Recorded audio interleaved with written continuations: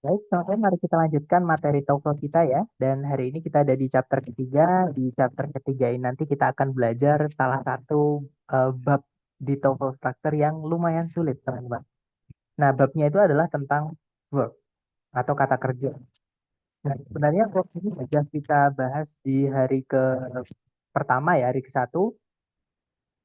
Yang mana fungsi utama salah kata yang namanya adalah kata kerja ini adalah di dalam predikat. Oke. Nah, tapi tidak semua kata kerja yang teman-teman temui di dalam kalimat itu bisa jadi predikat ya. Nah, kita sambil mereview, teman-teman masih ingat kata kerja atau verb bentuk apa saja yang fungsinya itu adalah sebagai predikat, teman-teman masih ingat? Teman-teman boleh buka catatan juga nggak apa-apa, atau mau nebak dulu juga nggak apa-apa, soalnya teman-teman. Verb 3, verb in, sama tuh verb 1 itu kebalikannya, Wes Mutiara ya. Jadi kalau verb 3 verb ing dan to verb 1 itu justru kata kerja yang tidak bisa jadi predikat. Ya, teman-teman. Karena verb 3 yang berdiri sendiri tanpa auxiliary sebelumnya itu dia kalau di dalam kalimat dia berubah fungsi. Namanya past participle. Fungsinya sebagai kata sifat. Nah, verb ing juga sama. Kalau teman-teman menemukan verb ing berdiri sendiri tanpa auxiliary sebelumnya, di dalam kalimat dia berubah fungsi. Dua, tapi kalau verb ing ya, bisa jadi gerund itu menjadi kata benda, bisa juga present participle itu menjadi kata sifat. Nah, kata benda sama kata sifat tidak bisa jadi predikat. Dan juga to verb 1 itu di dalam kalimat karena ada to-nya itu. To itu keluarga preposisi, teman-teman. Yang mana fungsi preposisi adalah merubah kata setelahnya menjadi kata keterangan. Nah, to verb 1 itu adverb atau keterangan yang mana tidak bisa semuanya ini jadi predikat. Oke. Nah, kata kerja yang fungsinya jadi predikat, betul seperti yang disampaikan Miss Yara dan juga Miss Rila, yaitu verb 1, kemudian ada juga verb 2, kemudian ada juga verb SIS, dan juga auxiliary plus kata kerja gandengannya. Ya, betul, teman-teman. Nah, masalahnya di sini adalah teman-teman nanti akan menemukan di soal structure TOEFL itu kadang kata kerja itu berakhiran dengan ed dan dia berdiri sendiri, teman-teman. Sedangkan kalau ada kata kerja berakhiran dengan ed, bisa saja dia verb 2 yang mana dia adalah predikat tadi ya. Nah, tapi bisa saja dia adalah verb 3 yang mana dia bukan predikat. Nah, hari ini adalah salah satu pembahasan kita hari ini, teman-teman. Menentukan bagaimana kalau teman-teman menemukan verb akhirannya ed, apakah dia verb 2 ataukah dia verb 3. Gitu ya. Nah, jadi langsung saja kita bahas bab hari ini yaitu tentang kata kerja atau verb. Nah, kata kerja atau verb di dalam kalimat atau di dalam bahasa Inggris gitu ya, teman-teman. Kalau kita artikan atau secara makna, jadi teman-teman harus tahu arti kata kerja tersebut, gitu ya. Nanti teman-teman akan mendapatkan hasil entah kata kerja tersebut itu kata kerja yang membutuhkan objek, tapi kadang bisa jadi kata kerja yang teman-teman temui itu adalah kata kerja yang tidak bisa dikasih objek atau tidak boleh dikasih objek. Karena kata kerja itu terbagi menjadi dua, teman-teman ya, secara makna atau kalau diartikan. Yang pertama namanya adalah kata kerja transitif. Transitif itu yang butuh objek, teman-teman. Itu ya. Nah, tapi ada juga kata kerja itu yang intransitif. Kalau intransitif itu adalah kata kerja yang tidak membutuhkan objek. Jadi objek di dalam kalimat itu tidak wajib ada, ya, berbeda dengan subjek sama predikat. Kalau subjek dan predikat wajib ada, sedangkan objek itu apa namanya ya? Tentatif itu apa teman-teman? Tergantung ya, tergantung kata kerja atau predikatnya butuh objek atau tidak. Oke, karena ada kata kerja yang butuh objek, ada juga yang tidak butuh objek. Gitu ya. Kalau kata kerjanya butuh objek, maka harus dikasih objek. Sedangkan kata kerja yang tidak butuh objek, ya jangan dipaksa dikasih objek seperti itu. Nah, beberapa contoh kata kerja yang butuh objek yang biasa keluar di soal TOEFL itu adalah yang pertama ada kata refract, artinya memantulkan atau membiaskan gitu ya, biasanya cahaya gitu teman-teman. Kemudian emit artinya membuang atau memancarkan. Produce artinya memproduksi atau menghasilkan. Obtain artinya mendapatkan. cause artinya menyebabkan, dan masih banyak lagi. Nah, maksudnya butuh objek itu, misalnya nih, kalau kita bilang, eh, misalnya ya teman-teman, membuka pintu di malam hari dapat menyebabkan. Kalimat yang barusan saya sampaikan ke teman-teman, itu sudah selesai belum? Kalau saya bilang, buka pintu di malam hari dapat menyebabkan. Belum ya, pasti harus dikasih objek menyebabkan apa. Misalnya, menyebabkan para serangga untuk masuk atau bisa masuk seperti itu. Gitu ya. Nah, jadi menyebabkan tadi diikuti serangga atau para serangga. Jadi menyebabkan harus diikuti objek. Nggak enak kalau kita hanya bilang eh, membuka pintu di malam hari dapat menyebabkan. Misalnya contoh ya teman-teman. Nah, kemudian kalau ada juga beberapa kata kerja itu yang tidak boleh dikasih objek, teman-teman. Ya, contohnya adalah occur, artinya terjadi. Appear, occur juga bisa artinya ada ya. Jadi occur itu bisa artinya terjadi, bisa artinya ada, tergantung konteks, teman-teman. Kemudian appear, artinya muncul atau nampak. Fall, artinya jatuh. Surge, artinya meningkat. React, artinya bereaksi ya. Sama kayak respond, teman-teman. Eh, menanggapi gitu ya. Kemudian dan masih banyak lagi. Seperti itu. Nah, kalau misalnya kita bilang sebuah kecelakaan besar kemarin terjadi atau terjadi kemarin. Nah, setelah terjadi langsung diikuti oleh kata keterangan waktu, yaitu kemarin, teman-teman. Jadi tidak ada objeknya. Atau kalau saya bilang kemarin sebuah kecelakaan terjadi. Nah, kan ditutup pakai titik, kalimat itu sudah lengkap. Gitu ya. Nah, itu yang saya maksud. Jadi beberapa kata kerja itu tidak boleh dikasih objek, tapi beberapa itu harus dikasih objek. Nah, sekarang kenapa kita harus bisa membedakan apakah kata kerja itu yang membutuhkan objek, apakah kata kerja yang teman-teman tunggu itu yang tidak membutuhkan objek? Karena ini nanti akan ada hubungan dengan pembentukannya di dalam kalimat, teman-teman. Oke, karena kata kerja yang membutuhkan objek ketika kita artikan, itu ada dua kemungkinan bentuk. Jadi dia bisa berbentuk aktif. Aktif itu hampir semua ya. Jadi hampir semua kata kerja yang teman-teman temui dalam bahasa Inggris itu semuanya artinya aktif. Verb 1, verb SIS, 2, auxiliary verb, kecuali verb 3 ya. Kemudian verb ing dan verb 1 itu semuanya aktif teman-teman. Sedangkan bentuk pasif itu adalah to be verb 3 kalau tempatnya di predikat ya. Nah, tapi kalau tempatnya bukan di predikat adalah tiga yang berdiri sendiri tanpa auxiliary sebelumnya. Oke. Dan kalau kata kerja yang butuh objek ini kita jadikan pasif atau bentuknya adalah be verb 3 atau verb 3 yang berdiri sendiri, dia tidak boleh lagi dikasih objek, teman-teman. Oke, jadi diingat-ingat, untuk kata kerja yang butuh objek, ketika bentuknya pasif atau sudah dipasifkan, itu jangan lagi dikasih objek atau tidak boleh dikasih objek lagi. Seperti itu. Sedangkan untuk kata kerja yang tidak membutuhkan objek, contohnya occur dan teman-temannya ini ya, dia tidak bisa kita pasifkan teman-teman, alias bentuknya hanya bisa aktif ya. Jadi kalau misalnya teman-teman menemukan kata ocuret berdiri sendiri, entah di pilihan, entah di soal, nah fix itu verb 2, bukan verb 3. Gitu ya.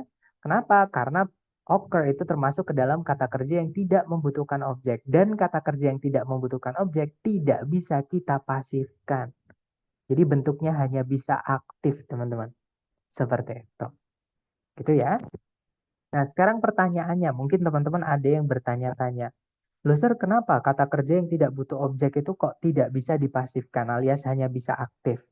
Kayak nggak adil gitu ya, teman-teman. Nah, tapi sebenarnya ini ada alasannya. Alasannya adalah di caranya kita membuat kalimat pasif dari kalimat aktif.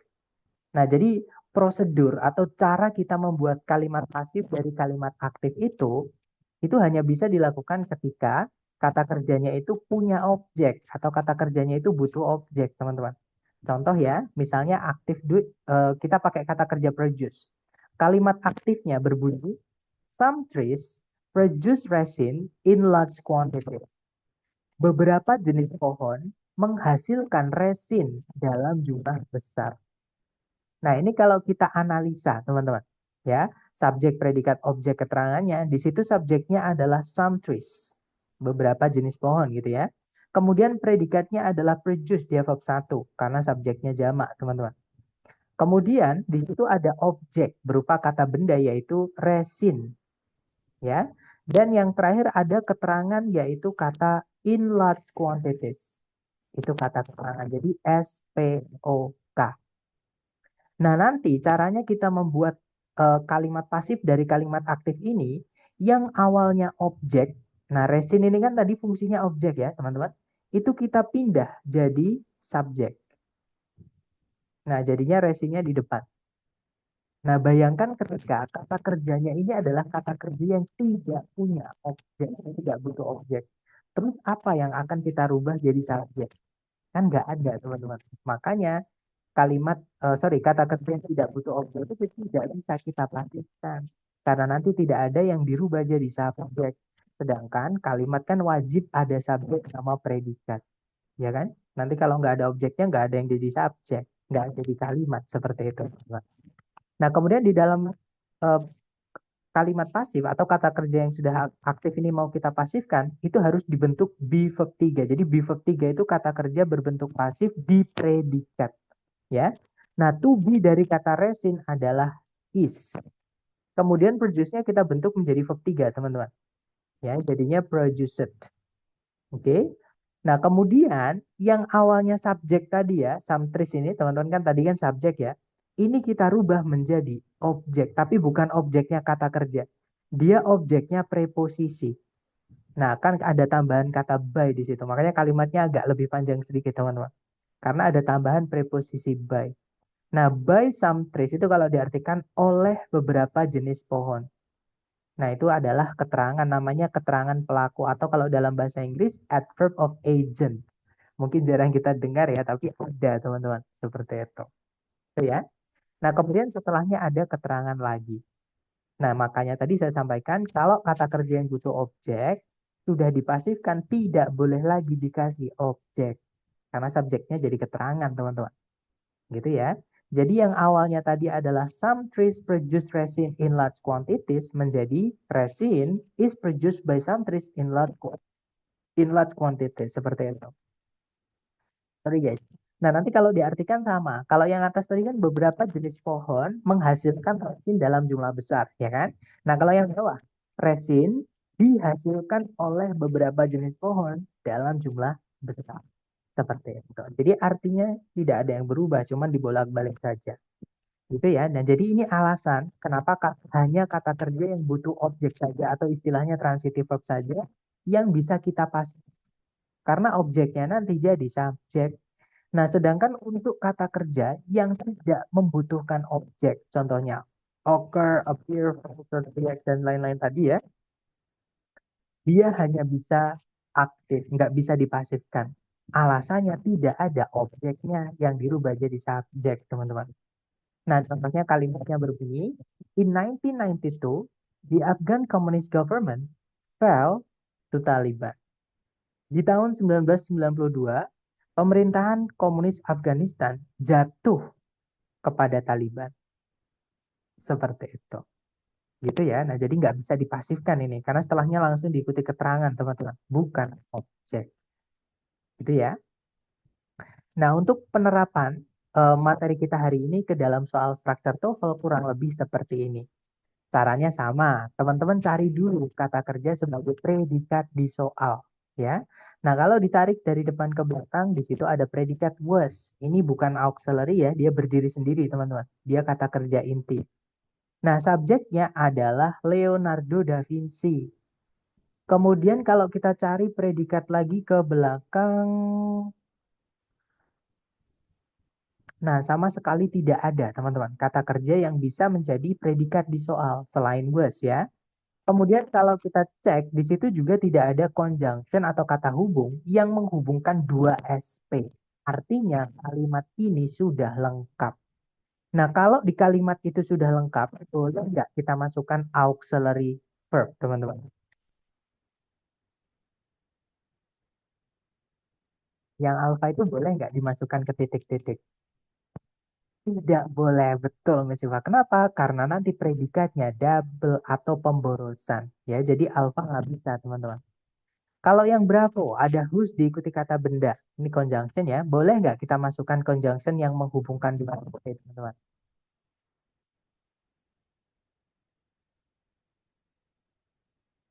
Tidak boleh juga. Ya, that's right. Karena nanti kita akan membutuhkan satu SP lagi. Sedangkan di pilihan Bravo nggak ada SP satu lagi.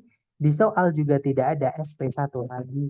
Nah, berarti Bravo nggak bisa. Kita tidak membutuhkan conjunction atau kata hubung ketika subjek predikat di kalimat cuma satu. Nah, kalau yang Charlie, teman-teman, tuh verb satu itu kan bukan predikat ya. Nah, jadi kemungkinan jawabannya Charlie. Kita tahan dulu tapi. Nah, yang materi kita hari ini adalah yang contoh hari yang delta ini, teman-teman. Yang delta itu adalah ada kata kerja employed, ada ed-nya. Nah, kalau ada kata kerja yang berakhiran dengan ed secara bentuk ya, dia bisa saja verb 2, teman-teman. Dia juga bisa saja verb 3. Ya, dia bisa verb 2, dia bisa verb 3. Nah, bedanya kalau dia verb 2 berarti predikat, kalau verb 3 berdiri sendiri tanpa auxiliary sebelumnya tidak bisa jadi predikat. Ya kan? Nah, sekarang gimana caranya kita menentukan apakah verb, yang delta ini, yang ada ed-nya ini apakah dia verb 2 atau verb 3? Yaitu dengan mengartikan kata dasarnya. Nah, kata dasar dari kata employed adalah kata employ. Ed-nya kita hapus, teman-teman. Yang mana employ itu artinya adalah mempekerjakan. Nah, pertanyaan saya ke teman-teman nih, mempekerjakan itu butuh objek nggak, teman-teman? Kalau misalnya saya bilang pabrik itu mempekerjakan. Nah, butuh ya, betul, Mister. Karena nggak mungkin saya hanya bilang pabrik itu mempekerjakan. Nah, pasti nanti ada yang bertanya, mempekerjakan siapa, Sir? Atau mempekerjakan apa, Sir? Jadi mempekerjakan itu butuh objek, teman-teman. Ya, nah objek itu apa atau siapa yang letaknya di belakang predikat atau kalau nggak gitu preposisi, tapi hari ini kita fokusnya ke kata kerja. Jadi belum ke bab preposisi gitu ya. Nah, intinya mempekerjakan atau employ itu butuh objek, teman-teman. Nah, sekarang untuk mengetahui apakah artinya mempekerjakan atau yang dipekerjakan, kita harus cek. Kalau seumpama yang delta ini kita masukkan ke dalam titik-titik, setelahnya ada objeknya atau tidak. Nah, di setelah titik-titik itu langsung diikuti preposisi to, teman-teman. Yang mana menandakan bahwa setelahnya itu adalah keterangan. Dan keterangan itu tidak bisa jadi objek. Ya, jadi kata kerja yang butuh objek tadi tidak ada objeknya, berarti itu dipasifkan. Nah, pasif itu rumusnya cuma dua. Kalau nggak be verb 3 itu di predikat ya, yaitu verb 3 yang berdiri sendiri tanpa auxiliary sebelumnya. Nah, karena di sini tadi tidak ada objeknya, sedangkan employ butuh objek, artinya dia sudah dipasifkan, teman-teman. Jadi yang delta itu adalah verb 3 ya, bukan verb 2. Nah, berarti yang delta juga kemungkinan bisa dijadikan jawaban, karena kita tidak membutuhkan predikat lagi selain was, karena nggak ada conjunction ya. Maksudnya yang menghubungkan dua SP, teman-teman. Oke. Nah, ya sudah berarti antara Charlie atau delta. Bedanya yang Charlie sama Delta, kan dua-duanya sama-sama kata kerja yang tidak bisa jadi predikat, teman-teman. Karena yang Charlie itu to verb 1, nggak bisa jadi predikat. Yang Delta itu verb 3 berdiri sendiri tanpa auxiliary sebelumnya. Itu juga tidak bisa jadi predikat. Nah, bedanya apa sih to verb 1? To verb 1 itu dia aktif, teman-teman. Ya, kalau dia aktif berarti dia harus dikasih objek. Nah, kalau verb 3 itu dia pasif. Kata kerja itu kalau sudah dipasifkan tidak boleh lagi dikasih objek. Nah, karena setelahnya tidak ada objeknya tapi langsung diikuti keterangan, maka kita pilih yang pasif. Oke, nah berarti jawabannya yang delta. Karena kalau kita pilih yang Charlie, nanti kita kehilangan objek di sini, teman-teman. Karena to employ itu butuh objek karena dia aktif. Seperti itu. Gitu ya. Nah, jadi jawabannya yang delta. Nanti kalau dibaca, Leonardo da Vinci was one of the artists and engineers employed to design innovative war machines and fortifications for military campaigns during his time. Nah, kalau diartikan, Leonardo da Vinci adalah salah satu dari para seniman dan para insinyur yang dipekerjakan untuk mendesain mesin-mesin perang inovatif dan perbentengan untuk kampanye-kampanye militer semasa hidupnya. Kalau diartikan seperti itu. Kemudian contoh kedua ya, teman-teman, caranya juga sama. Teman-teman cari dulu kata kerja yang bisa jadi predikat di soal. Nah, kalau ditarik dari depan ke belakang, di situ ada verb 1, yaitu use. Subjeknya adalah kata molecular biologists, ya kan? Kemudian kalau ditarik ke belakang lagi, di situ tidak ada predikat lagi, juga tidak ada conjunction yang menghubungkan dua SP, teman-teman. Berarti kalimat ini sudah lengkap ya. Nah, kalau kita lihat di pilihan A, B, C, D itu ada turunan dari kata kerja study, kecuali yang delta ya. Yang delta itu sebelumnya ada the-nya, teman-teman. Nah, kalau ada the-nya itu berarti bukan kata kerja, tapi kata benda. Nah, nggak bisa yang delta ini. Kenapa? Karena kata benda itu tidak boleh memiliki objek. Sedangkan kalau teman-teman lihat di setelah titik-titik ada objeknya. Ya kan, teman-teman? Yaitu genetics. Jadi yang delta nggak bisa. Nah, karena ada objeknya di sini, ya sudah berarti pilihan teman-teman di sini cuma mencarikan kata kerja yang tidak bisa jadi predikat, tapi dia aktif, teman-teman. Ya, diingat-ingat yang tidak bisa jadi predikat, tapi yang aktif. Nah, bentuknya kata kerja yang tidak bisa jadi predikat dan aktif itu ada dua. Yang pertama adalah verb ing tanpa auxiliary sebelumnya. Yang kedua adalah to verb 1. Nah, jadi pilihan teman-teman antara dua ini, mencari verb ing atau to verb 1. Nah, jadi ketemu ya, jawaban yang benar adalah yang alpha. Kalau yang bravo, nah itu kan ada ed, teman-teman. Kalau ada objeknya berarti dia aktif, berarti ini verb 2. Nah, kalau verb 2 berarti hanya bisa jadi predikat. Verb 2 itu cuma bisa jadi predikat, teman-teman. Kalau dimasukkan verb 2 di sini, nanti predikatnya double. Dan predikat itu nggak boleh diletakkan di awal kalimat. Ya, yang bravo salahnya di situ. Kalau yang kari, itu ada verb SIS. Verb SIS itu sama dengan verb 2. Dia hanya bisa menjadi predikat. Gitu ya. Nah, kalau dimasukkan di titik-titik, nanti predikatnya double. Selain itu, predikat itu nggak boleh diletakkan di awal kalimat. Jadi yang Charlie nggak bisa. Maksudnya di soal structure TOEFL ya, teman-teman. Jadi kalau di soal structure TOEFL itu teman-teman tidak akan pernah menemukan tanda tanya. Oke, jadi pasti titik soalnya. Artinya kalimat itu nggak boleh diawali oleh predikat seperti itu. Ya. Nah, jadi jawabannya adalah yang alpha. Nanti kalau dibaca, to study genetics, molecular biologists use PCR to amplify DNA segments for analysis. Nah, nanti kalau diartikan, untuk mempelajari genetika, para ahli biologi molekular itu menggunakan PCR untuk memperbesar bagian-bagian DNA untuk kepentingan analisa. Seperti itu. Itu ya, teman-teman. Nah, contoh terakhir. Caranya sama. Teman-teman cari dulu kata kerja sebagai predikat. Di situ ada kata supports, teman-teman. Artinya mendukung ya. Kemudian subjeknya di situ berupa gerund, yaitu consuming. Gerundnya ini ada objeknya, teman-teman, yaitu foods. Oke. Jadi consuming foods, mengkonsumsi makanan-makanan, jenis-jenis makanan seperti itu. Nah, subjek intinya di kata consumingnya ya, bukan di foods-nya, teman-teman. Foods-nya ini jadi objek saja, objek dari gerund. Seperti itu. Oke. Nah, kalimat ini berarti sudah lengkap. Memiliki subjek dan juga predikat. Tidak ada predikat lagi dan juga tidak ada conjunction yang menghubungkan dua subjek, dua predikat. Artinya kalimat ini sudah lengkap. Nah, kalau yang alpha itu jelas ya, verb SIS, teman-teman. Verb SIS itu hanya bisa jadi predikat, nanti predikatnya double atau pemborosan. Alpha nggak bisa. Kalau yang bravo, nah ini kan ada ed-ed. Bisa saja dia verb 2, bisa saja dia verb 3. Kalau verb 2 dia predikat, nggak boleh dimasukkan ke titik-titik ya.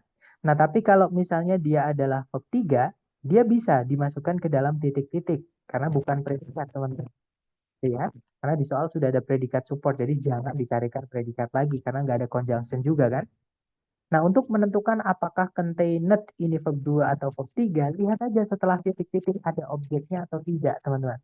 Nah, di setelah titik-titik ada kata healthy fats, artinya adalah jenis-jenis lemak sehat. Kata benda ya, nah berarti ada objeknya.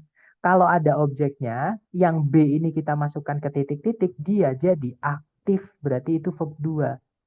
bukan verb 3 karena verb 3 itu pasif ya. Pasif tidak boleh lagi dikasih objek, teman-teman. Oke. Nah, kalau verb 2 itu kan hanya bisa jadi predikat tuh, materi kita hari pertama, teman-teman. Otomatis kalau dimasukkan ke sini, predikatnya nanti double bravo nggak bisa, teman-teman. Kalau yang Charlie itu kan verb ing ya, verb ing tanpa auxiliary sebelumnya tidak bisa jadi predikat. Dan kita memang tidak butuh predikat. Jadi kemungkinan jawabannya Charlie. Kita tahan dulu ya. Kalau yang delta, di situ ada predikat lagi, yaitu contain, ada subjek lagi, yaitu they, tapi tidak ada conjunction, tidak bisa. Jadi jawabannya yang Charlie, teman-teman. Oke. Nah, nanti kalau dibaca, consuming foods containing healthy fats supports brain health and cognitive function. Jadi kalau diartikan, mengkonsumsi jenis-jenis makanan yang mengandung lemak-lemak sehat itu mendukung kesehatan otak dan juga fungsi kognitif. Seperti itu. Nah, sebelum kita lanjut ke latihan buat teman-teman, mungkin ada yang pengen ditanyakan dulu. Silahkan ditanyakan dulu, teman-teman. Ya,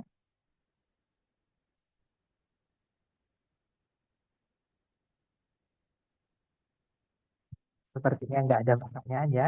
Oke deh, kalau gitu kita figure out di mana kesulitan teman-teman lewat latihan.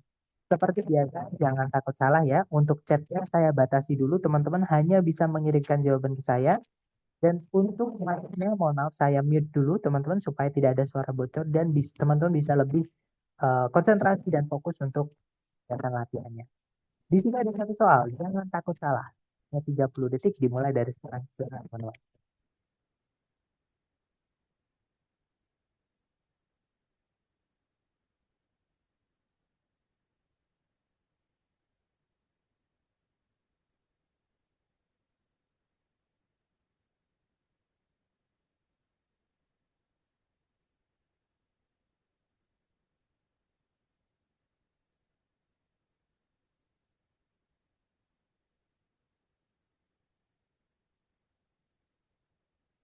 Alright guys, waktunya habis. Silakan jawaban teman-teman dikirim di chat dulu ya. Dan saya lihat ada jawaban Delta, ada juga Alpha, ada juga Charlie, ada juga Bravo. Nah, berarti sudah lengkap. Alpha, Bravo, Charlie, atau Delta. Mari kita cek bareng teman-teman. Seperti biasa dicari dulu kata kerja sebagai predikat ya. Kalau ditarik dari depan ke belakang, nah di situ ada verb SES yaitu allows. Nah, berarti sudah ada predikat, subjeknya adalah hibernation. Kemudian, nah survive ini oke. Jadi karena dia nggak sama ya, ini verb SES, ini verb satu. Fanboys di sini hanya menghubungkan kata kerja yang sama, teman-teman. Otomatis di dalam titik-titik ini nanti itu harus ada verb satunya. Ya, nah ini bisa jadi petunjuk teman-teman mengerjakan dengan cepat sebenarnya. Ternyata ada fanboys ini, teman-teman. Dan di pilihan A, B, C, D itu kalau teman-teman lihat, yang ada verb satunya cuma satu. Ya, tapi nggak apa, kita coba kerjakan dengan materi kita hari ini ya, teman-teman. Kemudian kalau ditarik ke belakang lagi, nah di situ tidak ada predikat lagi, tidak ada juga conjunction yang menghubungkan dua SOP. Nah, berarti kalimat ini sudah lengkap, teman-teman. Oke. Kalau kita lihat pilihan alpha, conservation. Nah, kalau teman-teman menemukan kata yang akhirnya tion-tion, 90% dia adalah kata benda. Ya. Nah, sebelum titik-titik ada kata cold climates. Itu kata benda juga, teman-teman. Iklim dingin. Nah, kata benda itu tidak boleh punya kata benda setelahnya. Nanti objeknya, gimana ya ngomongnya? Kata benda itu nggak boleh punya objek, teman-teman. Yang boleh punya objek itu cuma dua kelas kata ya. Yang pertama adalah preposisi. Nah, preposisi kalau diikuti objek setelahnya, dia nanti akan berubah menjadi keterangan. Karena itu fungsi satu-satunya preposisi, teman-teman ya. Kemudian, yang boleh punya objek itu adalah kata kerja. Itu pun yang transitif dan bentuknya aktif. Gitu ya, teman-teman. Nah, jadi kata benda tidak boleh punya objek. Artinya yang alfa tidak bisa, teman-teman. Nah, kalau yang Bravo di situ conserve, ada ed-nya. Sedangkan kalau teman-teman lihat di setelahnya titik-titik ada objek, yaitu energi. Ya kan? Nah, berarti ini verb 2 aktif, teman-teman. Oke. Nah, nanti kalau kita masukkan verb 2 di sini predikatnya double, Bravo tidak bisa. Kalau yang Charlie, di situ ada auxiliary verb sangat jelas, teman-teman. Ya, nggak bisa karena nanti predikatnya double. Nah, seperti yang saya sampaikan tadi, teman-teman. Di situ kan ada fanboys N ya, setelahnya ada verb 1, maka sebelumnya itu juga harus ada verb 1. Di pilihan A, B, C, D yang ada verb 1-nya cuman yang delta. Ya, nah jadi di situ nanti kalau dibaca, hibernation allows animals in cold climates to conserve energy and, nah ini sebenarnya kalau dikasih to lagi nggak apa-apa teman-teman. Ya, jadi to conserve energy and to survive periods. Tapi karena sama sebelumnya sudah disebutkan, dihilangkan pun juga tidak apa-apa. Jadi pakai to boleh, tidak juga nggak apa-apa teman-teman. Itu ya. Jadi and to survive atau and survive aja boleh. Dan, and to survive periods of scarce food is okay. Jadi kalau diartikan, hibernasi membuat gitu ya, para binatang di iklim-iklim yang dingin itu bisa untuk menghemat energi dan juga melalui masa-masa sumber-sumber makanan yang langka. Seperti itu. Oke, lanjut lagi ke nomor berikutnya. Sebentar, saya hapus dulu cara-caranya, teman-teman. Oke, lanjut lagi ke nomor berikutnya. Silahkan, jangan takut benar, 30 detik dimulai dari sekarang. Silahkan, teman-teman.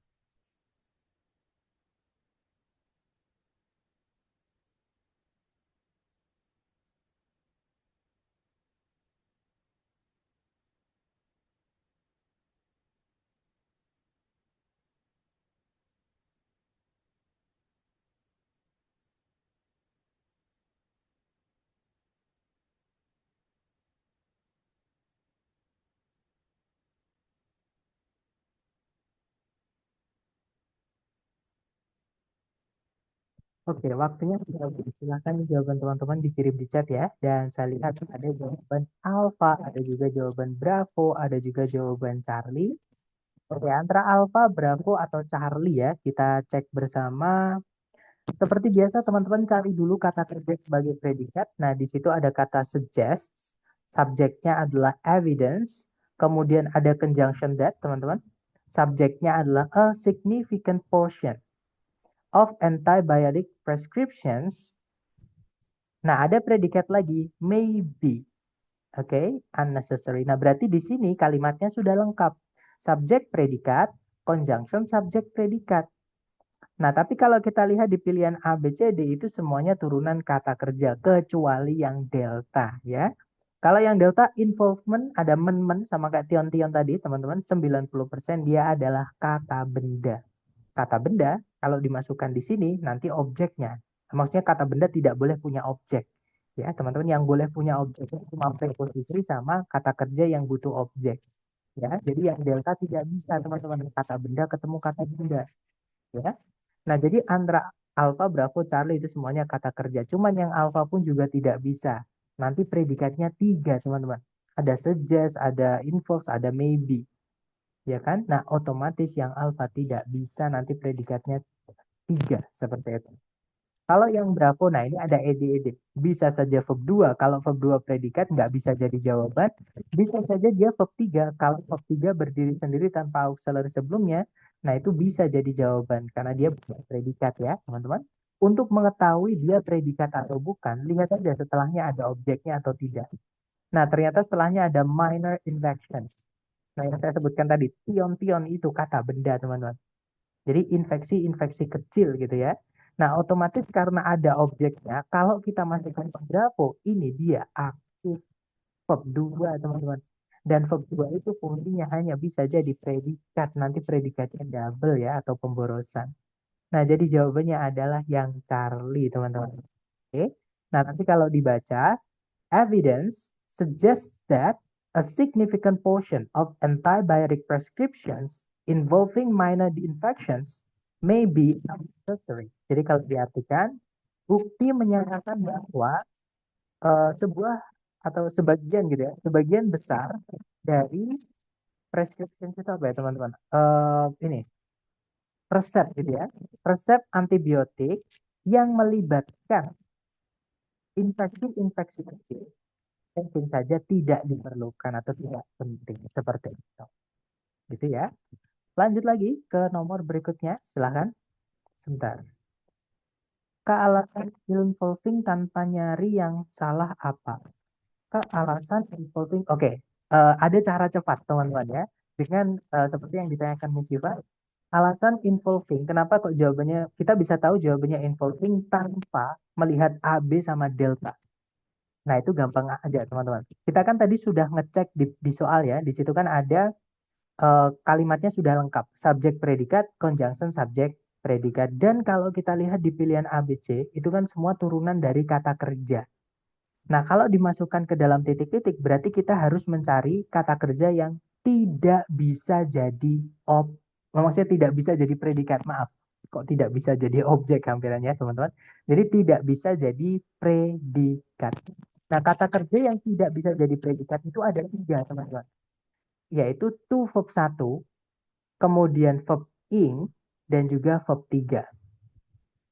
Nah, karena di setelahnya ada objeknya, maka kita harus cari yang aktif, teman-teman. Nah, yang aktif itu to verb 1 atau verb ing. Kalau verb 3 itu pasif, berarti verb 3 nggak bisa. Nah, jadi teman-teman di sini cuma diminta mencari to verb 1 atau verb ing. Nah, yang ada verb ing ya sudah jawabannya yang Charlie. Itu cara cepatnya. Tapi kalau teman-teman nanti sudah terbiasa dengan cara cepat ini, itu nanti beneran cepat, teman-teman. Karena ini tadi saya menjelaskan dengan perlahan gitu ya. Tapi kalau sudah ngerjain langsung itu teman-teman udah terbiasa gitu, itu nanti akan cepat. Tidak selama yang saya menjelaskan tadi. Itu ya. Nah, makanya selalu saya sampaikan latihan-latihan itu penting teman-teman ya untuk memperkuat atau mempertajam pemahaman teman-teman. Oke.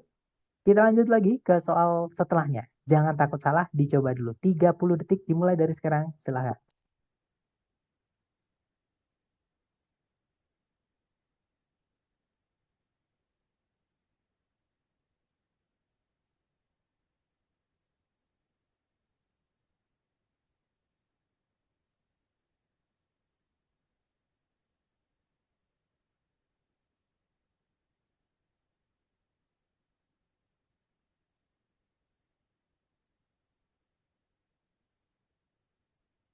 Oke, waktunya habis. Silahkan teman-teman boleh dikirim di chat, kemudian kita bahas bersama ya.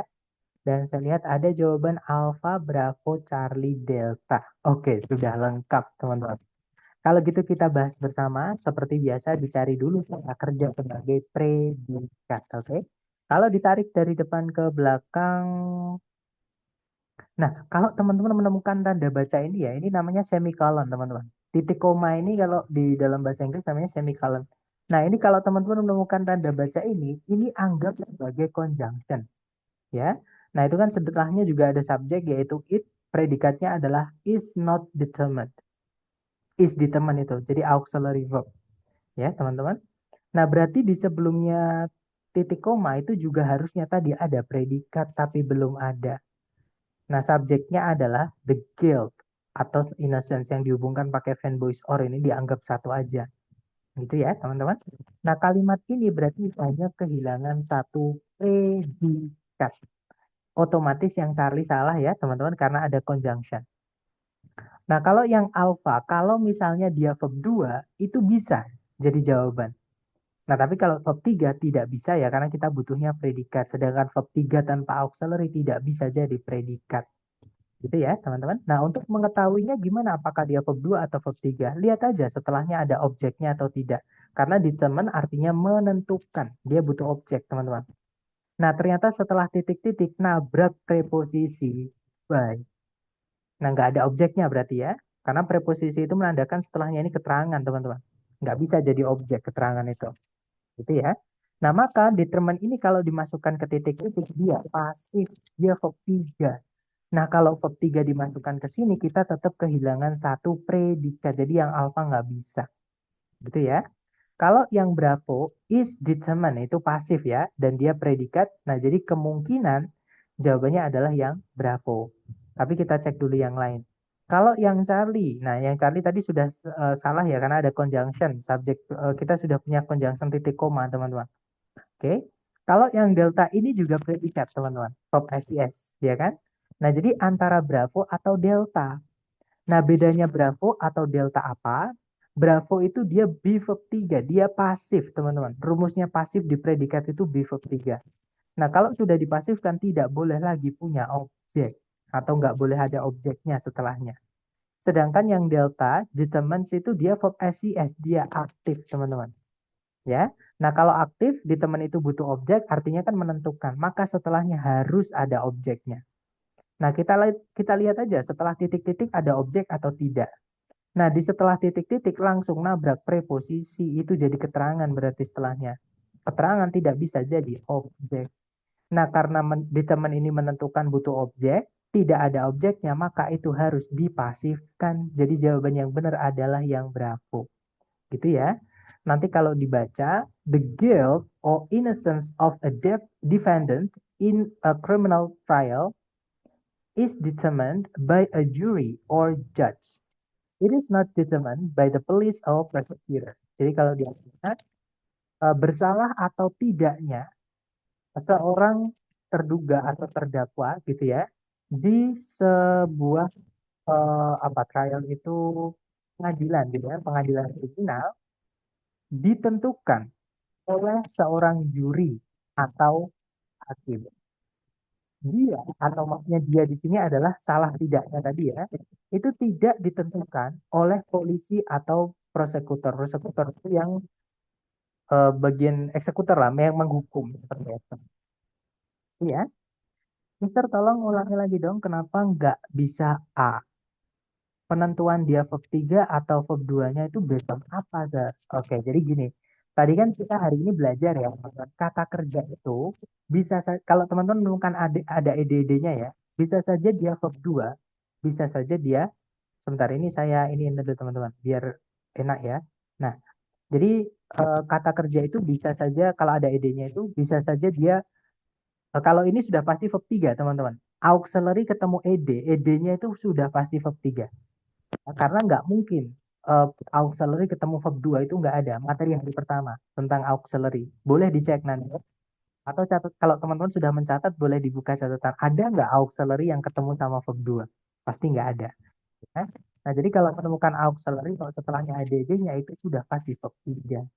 Nah, jadi masalahnya adalah ketika kita menemukan ada kata kerja sendirian, nggak ada apa-apa sebelumnya, ya, dan akhirnya id, itu kan bisa saja dia verb 2, bisa saja dia verb 3, teman-teman. Nah, bedanya verb 2 sama verb 3 itu apa? Verb 2 itu hanya bisa jadi predikat, teman-teman. Sorry, bentar ya. Maaf, predikat. Nah, saya tulis ya, maksudnya predikat, teman-teman. Sedangkan kalau verb 3 yang berdiri sendiri tanpa auxiliary sebelumnya tidak bisa jadi predikat. Oke, nah sekarang terus juga gini. Selain itu, bedanya yang kedua adalah verb 2 yang berdiri sendiri yang mana predikat tadi artinya adalah aktif, gitu ya. Sedangkan yang bukan predikat verb 3 berdiri sendiri itu ya, itu dia adalah pasif. Oke.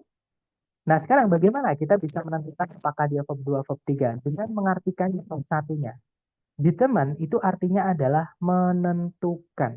Pertanyaan saya ke teman-teman.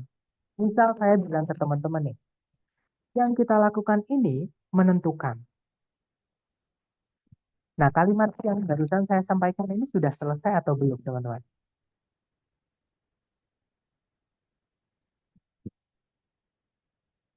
Belum kan? Betul. Nanti kalau saya bilang seperti itu, pasti teman-teman ada yang nungguin kalau nggak gitu bertanya.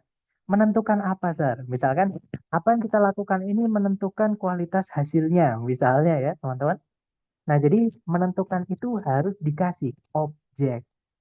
Oke, karena dia termasuk kata kerja yang butuh objek. Nah, untuk mengetahui apakah dia aktif, yang mana harus dikasih objek, atau dia pasif, tidak boleh lagi dikasih objek. Ya sudah, teman-teman lihat. Kalau determine ini dimasukkan ke dalam titik-titik sini, ada nggak setelahnya objek? Nah, itu kan setelahnya itu kan ada keterangan, teman-teman. Nah, keterangan itu tidak bisa jadi objek. Nah, kalau nggak ada objeknya, berarti dia determine ini sudah dipasifkan. Artinya ini verb 3, bukan verb 2, karena tidak ada objeknya, padahal determine butuh objek. Seperti itu. Jadi kalau teman-teman menemukan kata kerja yang butuh objek, tapi kok nggak ada objeknya, berarti itu sudah dipasifkan, teman-teman. Apa harus dipasifkan? Itu ya, seperti itu. Apakah harus ditentukan ya, Mister? Tentu saja, teman-teman. Karena kita nggak bisa blindly. Blindly itu dengan asal itu nebak itu verb 2 atau verb 3. Misalnya kita pengen itu verb 2, ya kita anggap itu verb 2. Kita lihat itu, kita pengennya itu verb 3, ya gitu udah jadi verb 3. Nggak bisa seperti itu.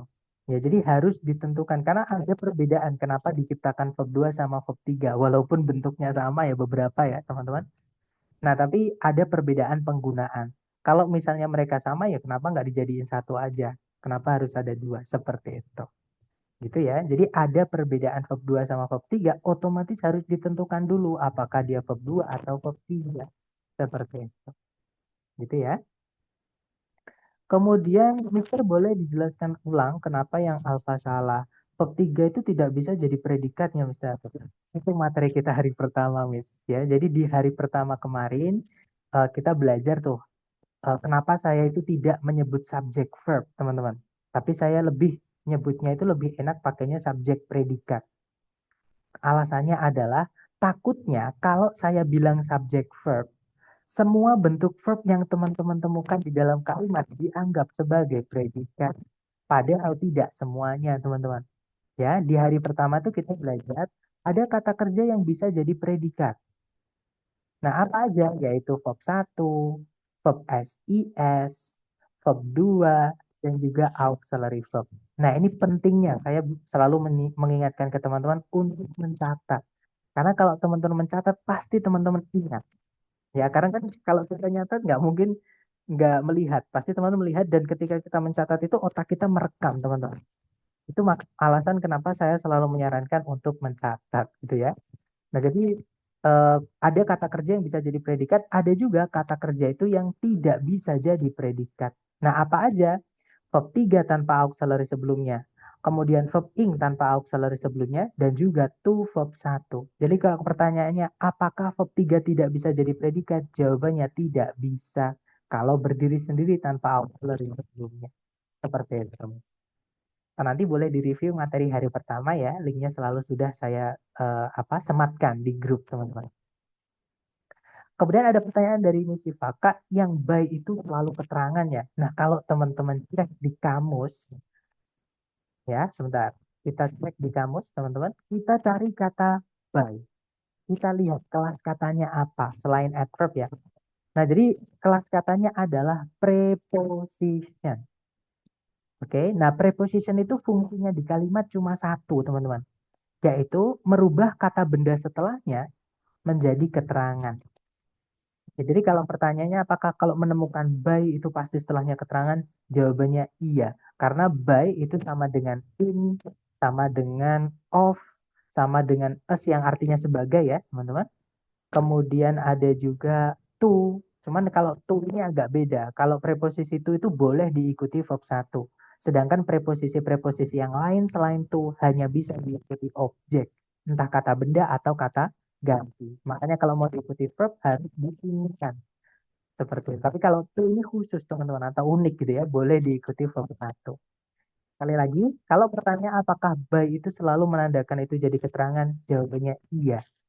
Karena by itu artinya oleh atau dengan cara. Kalau yang nomor 2 ini teman-teman, yang mana itu adalah preposisi. Fungsinya merubah kata setelahnya menjadi keterangan. Seperti itu. Masih Mister. Mister, kalau saya punya asumsi, setiap kalimat yang ada kata by-nya itu pasti pasif ya. Jawabannya tidak selalu, teman-teman. Contohnya di sini, nomor 2 itu. Oke. Okay? You can reserve the tickets by phone. Ini kalau diartikan bukan kamu bisa dipesan tiket oleh telepon. Nggak enak juga kan kalau diartikan kamu atau Anda bisa Anda bisa dipesan tiket oleh telepon kan nggak enak. Nah, you can reserve itu bentuknya auxiliary verb yang modal verb 1, bukan be verb 3. Karena pasif itu rumusnya cuma 2, teman-teman ya. Rumusnya kalau di dalam predikat ya be verb 3. Ini rumus pasif di predikat. Kalau yang bukan predikat tapi pasif itu verb 3 yang berdiri sendiri tanpa auxiliary sebelumnya. Kata kerja selain dua ini yang teman-teman temui di dalam bahasa Inggris secara umum ya artinya aktif semua teman-teman. Seperti itu. Nah, can reserve itu kan bukan bentuknya verb 3, bukan juga verb 3 berdiri sendiri. Bentuknya adalah modal verb 1. Otomatis dia aktif padahal di situ ada by-nya. Jadi kalau pertanyaannya apakah kalau kalimat ada by-nya itu sudah pasti pasif? Jawabannya tidak selalu, teman-teman. Gitu ya. Tapi kalau pertanyaannya apakah by ini menandakan kalau dia keterangan jawabannya iya. Jadi ini keterangan teman-teman. By phone itu keterangan cara ya kalau diartikan kan dengan telepon. Nah, tapi kalau yang atas by a dog. Nah, ini pasif, teman-teman. I was attacked by a dog. Saya diserang oleh seekor eh, anjing gitu ya. Tapi ini binatang beneran, teman-teman, ya. Jadi, saya diserang oleh seekor anjing. Nah, by a dog ini nama ini juga keterangan. Namanya adalah adverb of agent. Kalau teman-teman pengen penasaran nih, kok saya belum pernah dengar ya, tiba-tiba Mr. P nyebutnya adverb of agent. Bener apa enggak? Atau Mr. P ngarang? Cek aja di Google, teman-teman. Cari adverb of agent. Seperti itu. Gitu ya. Nah, ini konfirmasi. Konfirmasi itu teman-teman mengecek seluruh informasi yang teman-teman dapatkan itu benar atau tidak. Jadi bisa nggak apa-apa karena saya juga masih belajar teman-teman. Nanti kalau misal salah silakan ditanyakan, "Sir, kok saya ngecek gini gini gini gini." Seperti itu. Tapi hati-hati juga di internet ya karena di internet itu siapa saja bisa menulis teman-teman. Maksud saya kalau misalkan kita baru belajar sehari dua hari terus kita nulis, kadang kan kita juga salah gitu. Nah itu di internet juga banyak yang seperti itu. Karena saya sering sekali juga menemukan yang melenceng sekali dan itu jelas-jelas melenceng teman-teman. Seperti itu. Itu ya, jadi sekali lagi, kalau kalimat ada banyak apakah selalu pasif? Jawabannya tidak. Tapi kalau pertanyaannya apakah by itu menandakan menjadi keterangan? Jawabannya iya. Seperti itu. Gitu ya, Mister. Jadi harus dilihat pasif itu dari bentuk kata kerjanya, teman-teman. Oke, kita bisa mengenali itu pasif atau tidak. Contohnya ini, is determined. Itu kan auxiliary verb berupa to be verb 3. Sudah pasti pasif. Makanya setelahnya tidak ada objeknya di situ. Nah, kemudian di sini ada is determined. Nah, itu juga predikat dan juga pasif. Karena tadi kita butuh predikat, setelahnya tidak ada objeknya, sedangkan determined butuh objek. Berarti harus dipasifkan. Seperti itu, Mister. Tapi tenang aja, memang di awal tadi ya, saya sampaikan teman-teman, kalau bab aktif pasif ini salah satu bab yang paling sulit karena berurusan dengan makna. Dan di soal structure TOEFL itu salah satu soal yang paling sulit adalah yang berurusan dengan makna atau konteks. Nah, salah satunya kata kerja ini, yang aktif pasif ini. Tapi kalau teman-teman udah terbiasa, enak teman-teman akan otomatis gitu tuh keluar sendiri. Ini pasti ini nanti jadi insting. Itu ya. Lanjut lagi ke nomor berikutnya. Jangan takut salah, buka kamus nggak apa-apa. Silahkan. Waktunya 30 detik dimulai dari sekarang. Silahkan teman-teman.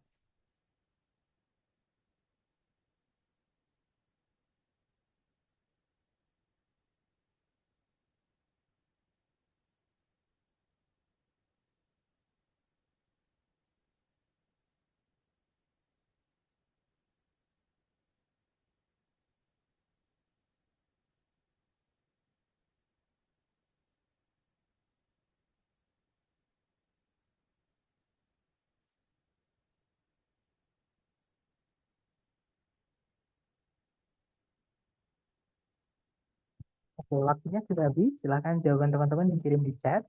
Dan saya lihat ada jawaban Alpha dan juga Bravo. Ada juga jawaban Delta. Oke, kita cek bersama ya. Dicari predikatnya dulu seperti biasa ya, teman. Kalau ditarik dari depan ke belakang, di situ ada kata transform. Artinya mentransformasi atau merubah, gitu ya.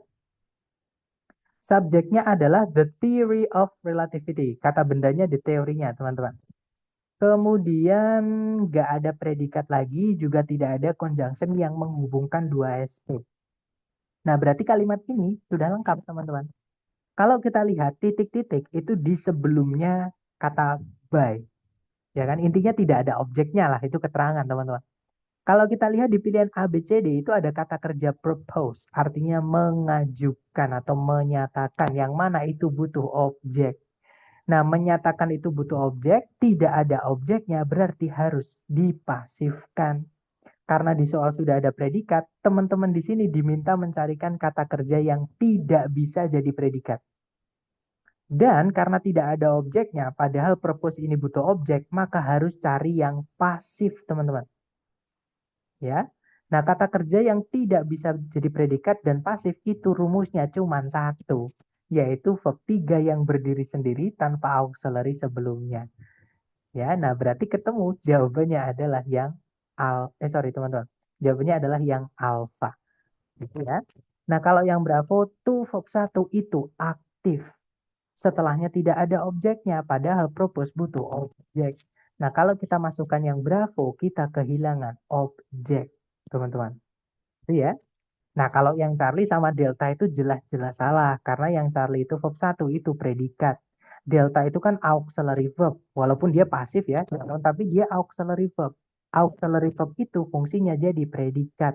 Predikat itu tidak boleh diletakkan di awal kalimat, teman-teman. Selain itu, di soal sudah ada predikat, tidak ada conjunction, tidak bisa. Gitu ya. Nah, jadi jawabannya adalah yang alpha. Nanti kalau dibaca, proposed by Albert Einstein in 1905, the theory of relativity transformed our understanding of space, time, gravity, and the universe. Jadi kalau diartikan, dinyatakan atau disusun atau diajukan gitu ya oleh Albert Einstein pada tahun 1905, teori relativitas itu mentransformasi atau merubah pemahaman kita mengenai luar angkasa, kemudian waktu, gravitasi, dan juga alam semesta. Gitu ya.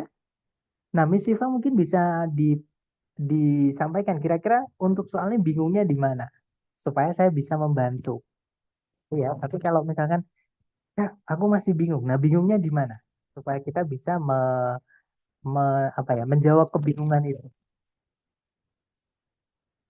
Jadi bingungnya Miss Siva di mana atau pemahamannya Miss Siva gimana? Terus yang berbeda dengan yang saya sampaikan di mana? Nanti biar saya konfirmasi.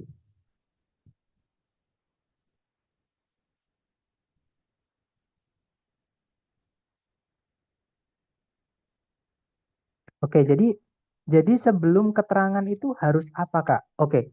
Jadi pertanyaannya adalah tentang keterangan ya. Sebentar, teman.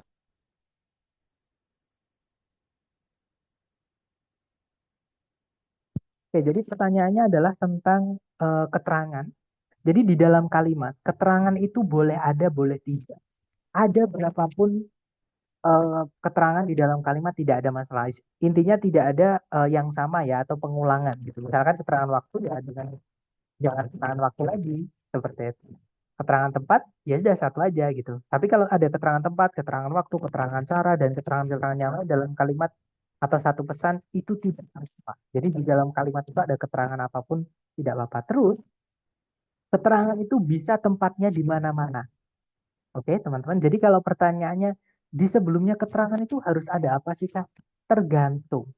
Atau enggak menentukan ya. Keterangan itu boleh teman-teman letakkan di paling depan boleh.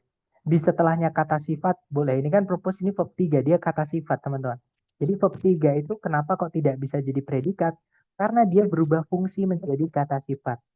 Seperti itu. Menjelaskan kata benda teori ini, teman-teman. Gitu ya. Gimana, Miss Iva? Jadi sebelum keterangan itu harus apa, Kak? Tidak mesti. Keterangan itu bisa teman-teman taruh di paling depan boleh. Contohnya gini, teman-teman. Saya bertemu Mr. P kemarin. Nah, kemarin itu kan keterangan tempat. Keterangan tempat kemarin itu kalau dipindah ke depan tidak apa-apa. Jadi kemarin saya bertemu Mr. P. Nah, pertanyaannya sebelum kemarin ada apa? Kan tidak ada apa-apa, teman-teman. Itu kan di paling depan. Seperti itu. Gitu ya. Jadi hati-hati untuk jadi keterangan itu boleh ditaruh di mana-mana. Seperti itu. Nah, nanti kita pelajari keterangan di hari ketujuh. Gimana, Miss Siva? Apakah paham maksud saya? Jadi kalau pertanyaannya apakah sebelumnya keterangan itu harus ada apa? Tergantung, teman-teman. Kalau keterangannya diletakkan di setelahnya objek, ya keterangannya itu sebelumnya ada objeknya. Nah, terus bagaimana kalau kata kerjanya itu tidak butuh objek? Ya, sebelumnya keterangan berarti predikat atau kata kerja. Seperti itu ya. Jadi keterangan sekali lagi itu tergantung. Kalau naruh propose verb 2 itu harus ada objek setelahnya kan, Kak? Betul, karena propose itu butuh objek. Artinya propose itu mengajukan. Kalau saya bilang ke Miss Siva nih misalkan saya akan mengajukan. Sudah selesai belum Miss Siva? Kalimat yang saya sampaikan barusan. Belum kan? Pasti nanti ada pertanyaan. Mengajukan apa? Gitu ya. Nah, kalau misalnya kalimat yang lengkap adalah eh, saya akan mengajukan judul skripsi saya. Nah, itu kan berarti ada objeknya, yaitu judul skripsi saya. Seperti itu. Gitu ya. Nah, tapi kalau ada kata kerja yang butuh objek, contohnya mengajukan ini, tapi tidak ada objeknya. Contohnya seperti ini. Saya mengajukan skripsi saya. Nah, terus kita bilang, skripsi saya sudah diajukan. Selesai nggak, Miss Iva, kalimatnya? Kalau saya bilang ke Miss Iva, eh, judul skripsi saya sudah diajukan. Sudah kan? Nah, tidak ada objeknya kan? Padahal mengajukan itu butuh objek. Kalau sudah dipasifkan, tidak ada objeknya, itu selesai, kalimatnya lengkap. Justru malah kalau dikasih objek nggak boleh kalau di dalam bahasa Inggris. Gitu ya. Jadi dalam bahasa Inggris itu kita nggak bisa bilang, judul skripsi saya sudah diajukan saya. Itu malah salah, teman-teman. Yang benar adalah, judul skripsi saya sudah diajukan oleh saya. Seperti itu.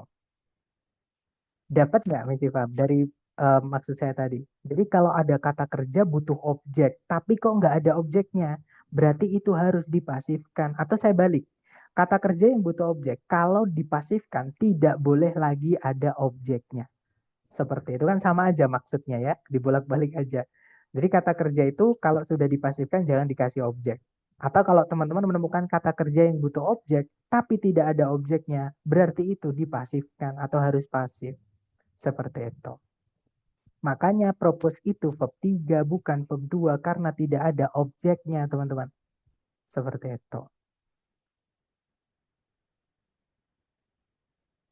Oke, dapat ya, tapi ya. Kemudian ada pertanyaan lagi. Benar tidak ya, Mister? Jadi soal ini kan sudah ada subjek predikat. Jadi kita cari jawaban yang bukan predikat. Betul, Miss Mutiara. Tapi di pilihan A, B, C, D kan yang bukan predikat ada dua. Antara alfa sama bravo. Karena kalau kita sudah tahu yang alfa itu verb 3 ya. Nah, tantangan kita adalah menentukan tadi, yang alfa itu verb 2 atau verb 3. Ya kan? Dengan cara materi kita hari ini tadi. Kita harus tahu dulu verb satunya butuh objek atau tidak. Kalau dia butuh objek, ada objeknya atau tidak. Kalau tidak ada berarti pasif, kalau ada berarti aktif. Tapi kalau kata kerja ini adalah kata kerja yang tidak membutuhkan objek, contohnya occur misalnya ya, itu sudah pasti ini verb 2, teman-teman.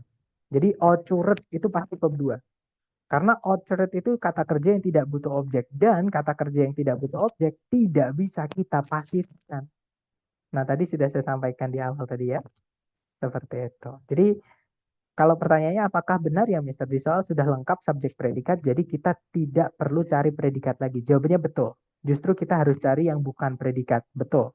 Nah, cuman di pilihan A, B, C, D kan ada dua yang bukan predikat. Alfa sama Bravo. Nah, jadi harus tahu juga bedanya. Alfa sama Bravo bedanya apa. Seperti itu, Miss.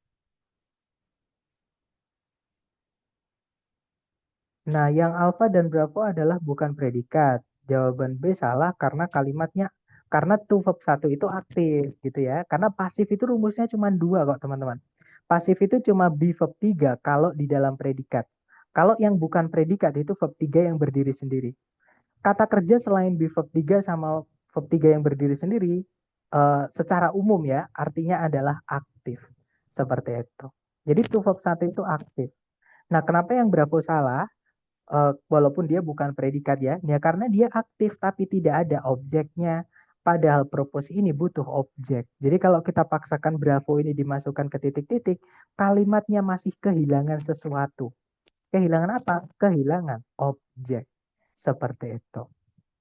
Itu ya. Makanya jawabannya yang alfa, yang sudah dipasifkan. Kan kalau sudah dipasifkan tidak boleh lagi dikasih objek.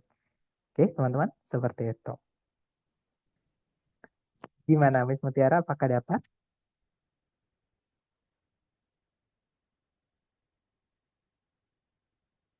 Kalau yang Bravo bisa-bisa aja, tapi harus ada objeknya. Betul. Tapi kan kita nggak boleh ini ya, kita nggak boleh maksain misalnya kita tambahin sendiri objeknya. Itu nggak bisa, teman-teman. Karena kita harus berpatokan pada yang sudah disediakan sama si pembuat soal. Seperti itu. Jadi kalau si pembuat soal tidak ngasih objek, ya kita jangan kasih sendiri. Nanti malah salah, teman-teman. Karena si pembuat soal nggak tahu kita tambahin objek atau enggak gitu ya. Yang tahunya itu si pembuat soal tahunya kita menjawab Bravo. Nah, si pembuat soal kan bilang, Yang Bravo itu salah seperti itu. Dan itu saya dulu juga sering gitu teman-teman. Jadi saya dulu ini sambil cerita dikit ya. Jadi dulu itu saya sering berkreasi gitu. Nah itu yang justru kadang membuat saya salah. Karena kita memaksakan oh itu gini. Nah ini ada objeknya itu bisa. Nah berarti ya sudah jawabannya Bravo. Nah jadi jangan teman-teman. Jadi jangan menambah-nambahkan yang tidak ada. Karena itu bisa yang harusnya kita sudah benar gitu ya. Itu malah jadi salah atau nambahkan keraguan lah. Nah, ketika kita ragu dalam mengerjakan structure, itu akan memperpanjang waktu mengerjakan kita. Sedangkan waktunya structure TOEFL di tes nanti itu sangat terbatas, teman-teman. Alias waktunya itu pasti jalan terus. Seperti itu. Gitu ya. Jadi, saran saya, apa namanya, take it as it is. Jadi, berpatokan pada soal yang memang apa adanya. Gitu ya. Jangan ditambah-tambahkan. Oke, kemudian ke pertanyaan berikutnya, Mister, kalau kalimat pasif itu lebih cenderung pakai verb 2 dan verb 3 nggak ya?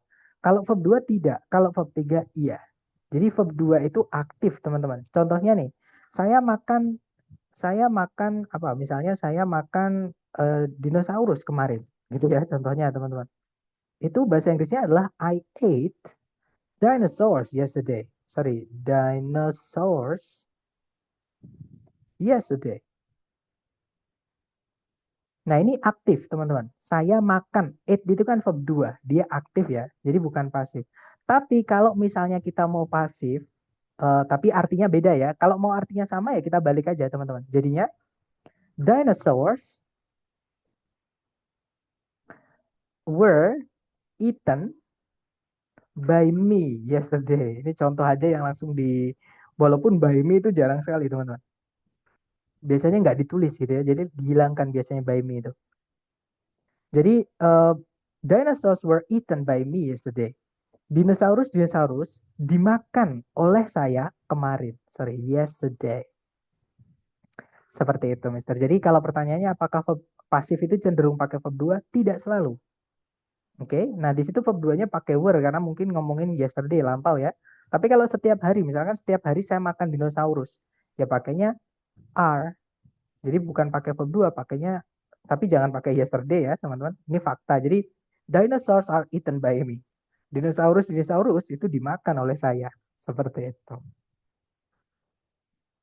Gitu ya. Sekali lagi rumusnya pasif cuma dua. Be verb 3. Itu kalau misalnya predikat. Tapi kalau yang bukan predikat adalah verb 3 yang berdiri sendiri tanpa auxiliary sebelumnya. Nah, kata kerja yang sudah pasif, sudah dibentuk pasif seperti ini, tidak boleh lagi dikasih objek. Atau harus hilang objeknya. Seperti itu. Biasanya diikuti keterangan. Gitu ya. Walaupun di akhir kalimat juga boleh. Tidak ada keterangan juga nggak apa-apa. Seperti itu.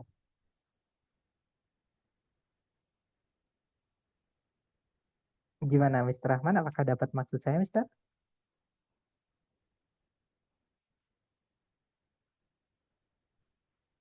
Oke, kita lanjut ya ke nomor berikutnya. Silahkan dicoba dulu, jangan takut salah. Waktunya 30 detik dimulai dari sekarang. Silahkan, teman-teman.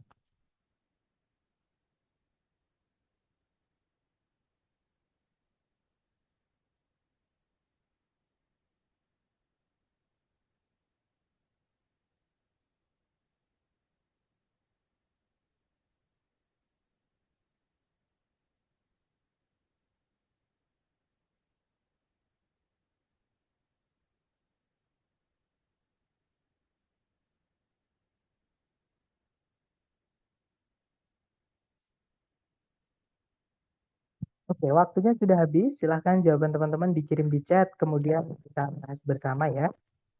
Dan saya lihat ada jawaban Alfa, ada juga jawaban Bravo, ada juga jawaban Charlie. Mari kita cek bersama.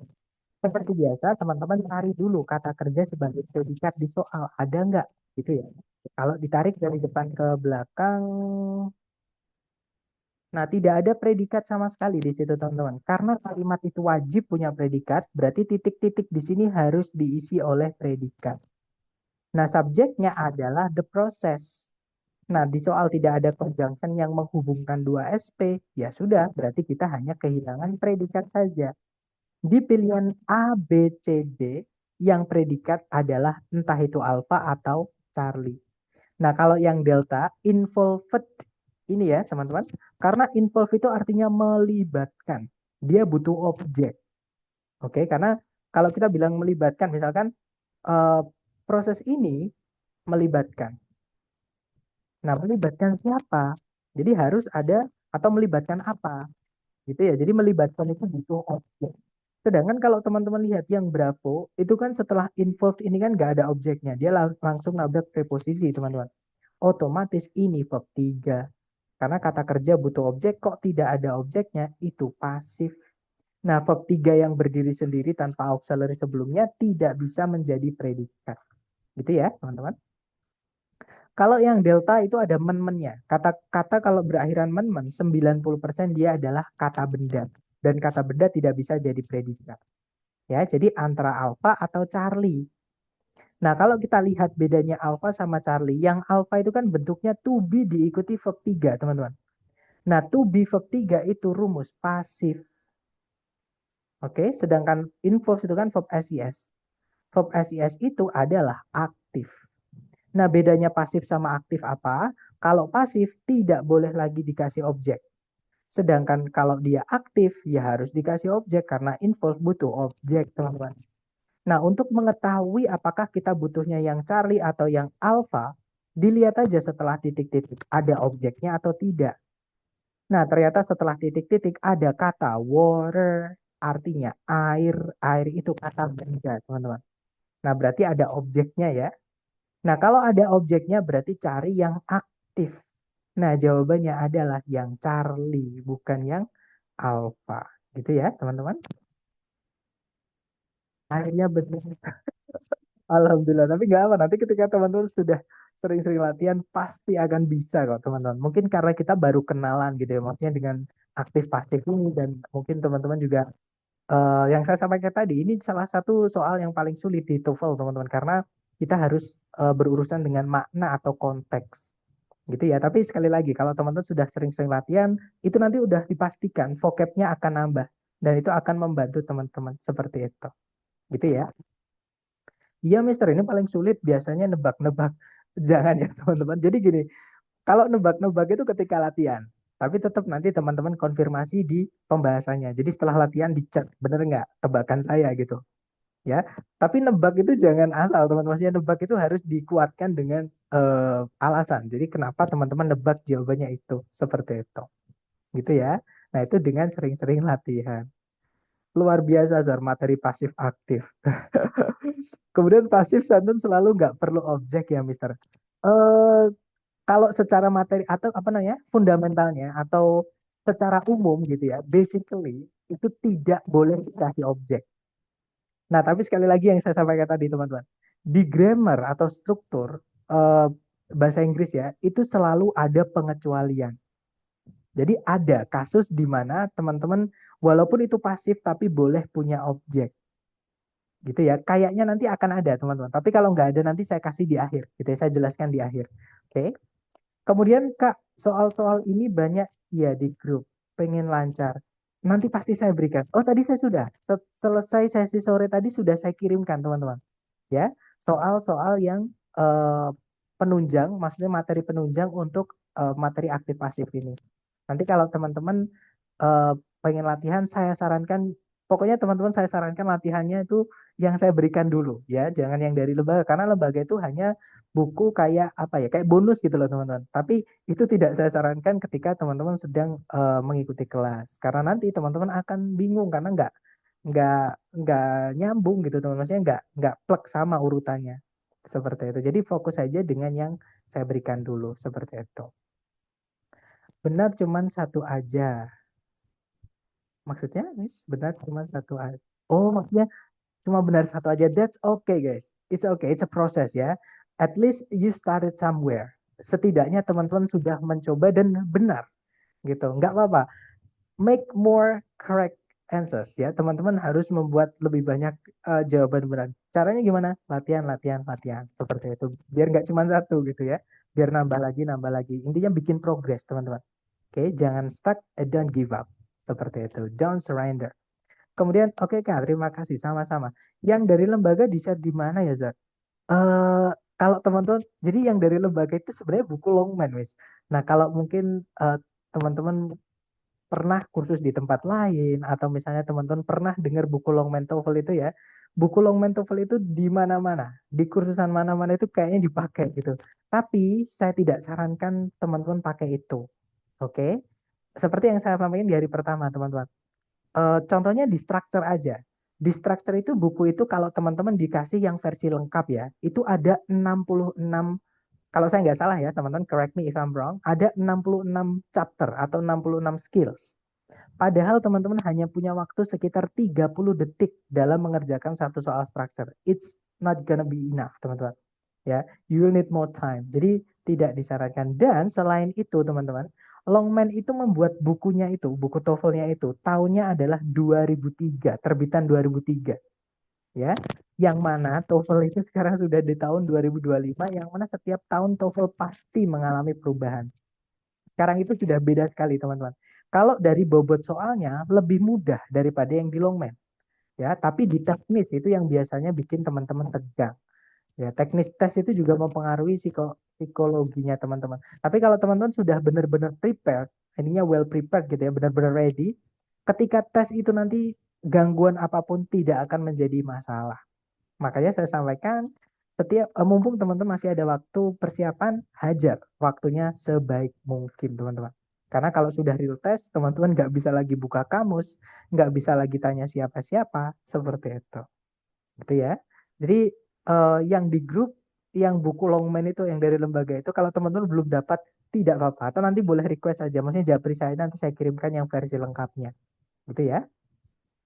Sir, ada latihan soal lagi Kak di sesi ini? Mau izin off. Di grup tadi saya kirimkan. Jadi di grup tadi sudah saya kirimkan yang versi PDF ya. Setelah sesi sore tadi dan juga link untuk pembahasan. Tapi tidak disarankan dulu ya teman-teman. Tapi kalau teman-teman sudah mungkin mengantuk dan lain nggak apa-apa, jangan dipaksakan. Cuman resikonya nanti tidak ikut terabsensi. Takutnya di situ. Nanti kalau teman-teman tidak ikut terabsensi jadi nggak dapat reward yang saya janjikan di awal kemarin. Gitu ya, teman-teman. Atau kalau mau off, biarin aja Zoom-nya nyala dulu ya. Karena nanti kan di absensi pasti ikut terabsen atau terikut masuk ke dalam absensi. Jadi dianggap masuk, maksudnya seperti itu. Kemudian kalau dikejar waktu kadang jadi grogi dan lupa mana subjek, mana predikat. Nah ini bagus sekali teman-teman. Jadi gini, it's true, it's precise and accurate. Jadi kadang ketika kita itu mengerjakan soal, menikmati, maksudnya pelan-pelan dengan ketika kita dikejar waktu itu akan mempengaruhi psikologi kita. Ya, jadi ketika kita menikmati mengerjakan soal, walaupun soal itu sulit ya, tapi tidak ada waktu, kita bisa menikmatinya, maksudnya bisa ngerjain lama-lamaan lah saat walaupun satu soal. Tapi ketika sudah dikejar waktu yang harusnya mudah jadi sulit, kadang gitu. Tapi gini teman-teman, ini buat buat motivasi teman-teman ya, bukan flexing. Rata-rata saya mengerjakan soal struktur TOEFL yang jumlahnya ada 40, itu dalam waktu sekitar 5 sampai paling lama 7 menit, teman-teman. Bayangkan ya. Jadi eh, padahal dan saya dulu pernah nanti di akhir lah kita cerita lagi. Dulu tuh saya pernah dianulir ketika mengerjakan TOEFL karena sama pengawas itu dianggap tidak masuk akal mengerjakan reading itu dalam waktu di bawah 25 menit, di bawah alokasi, maksudnya di bawah 50%, ya di bawah 25 menit berarti ya. Karena reading kan 55 menit, teman-teman. Nah, itu dianulir. Jadi saya dianggap walaupun mereka nggak punya bukti gitu ya.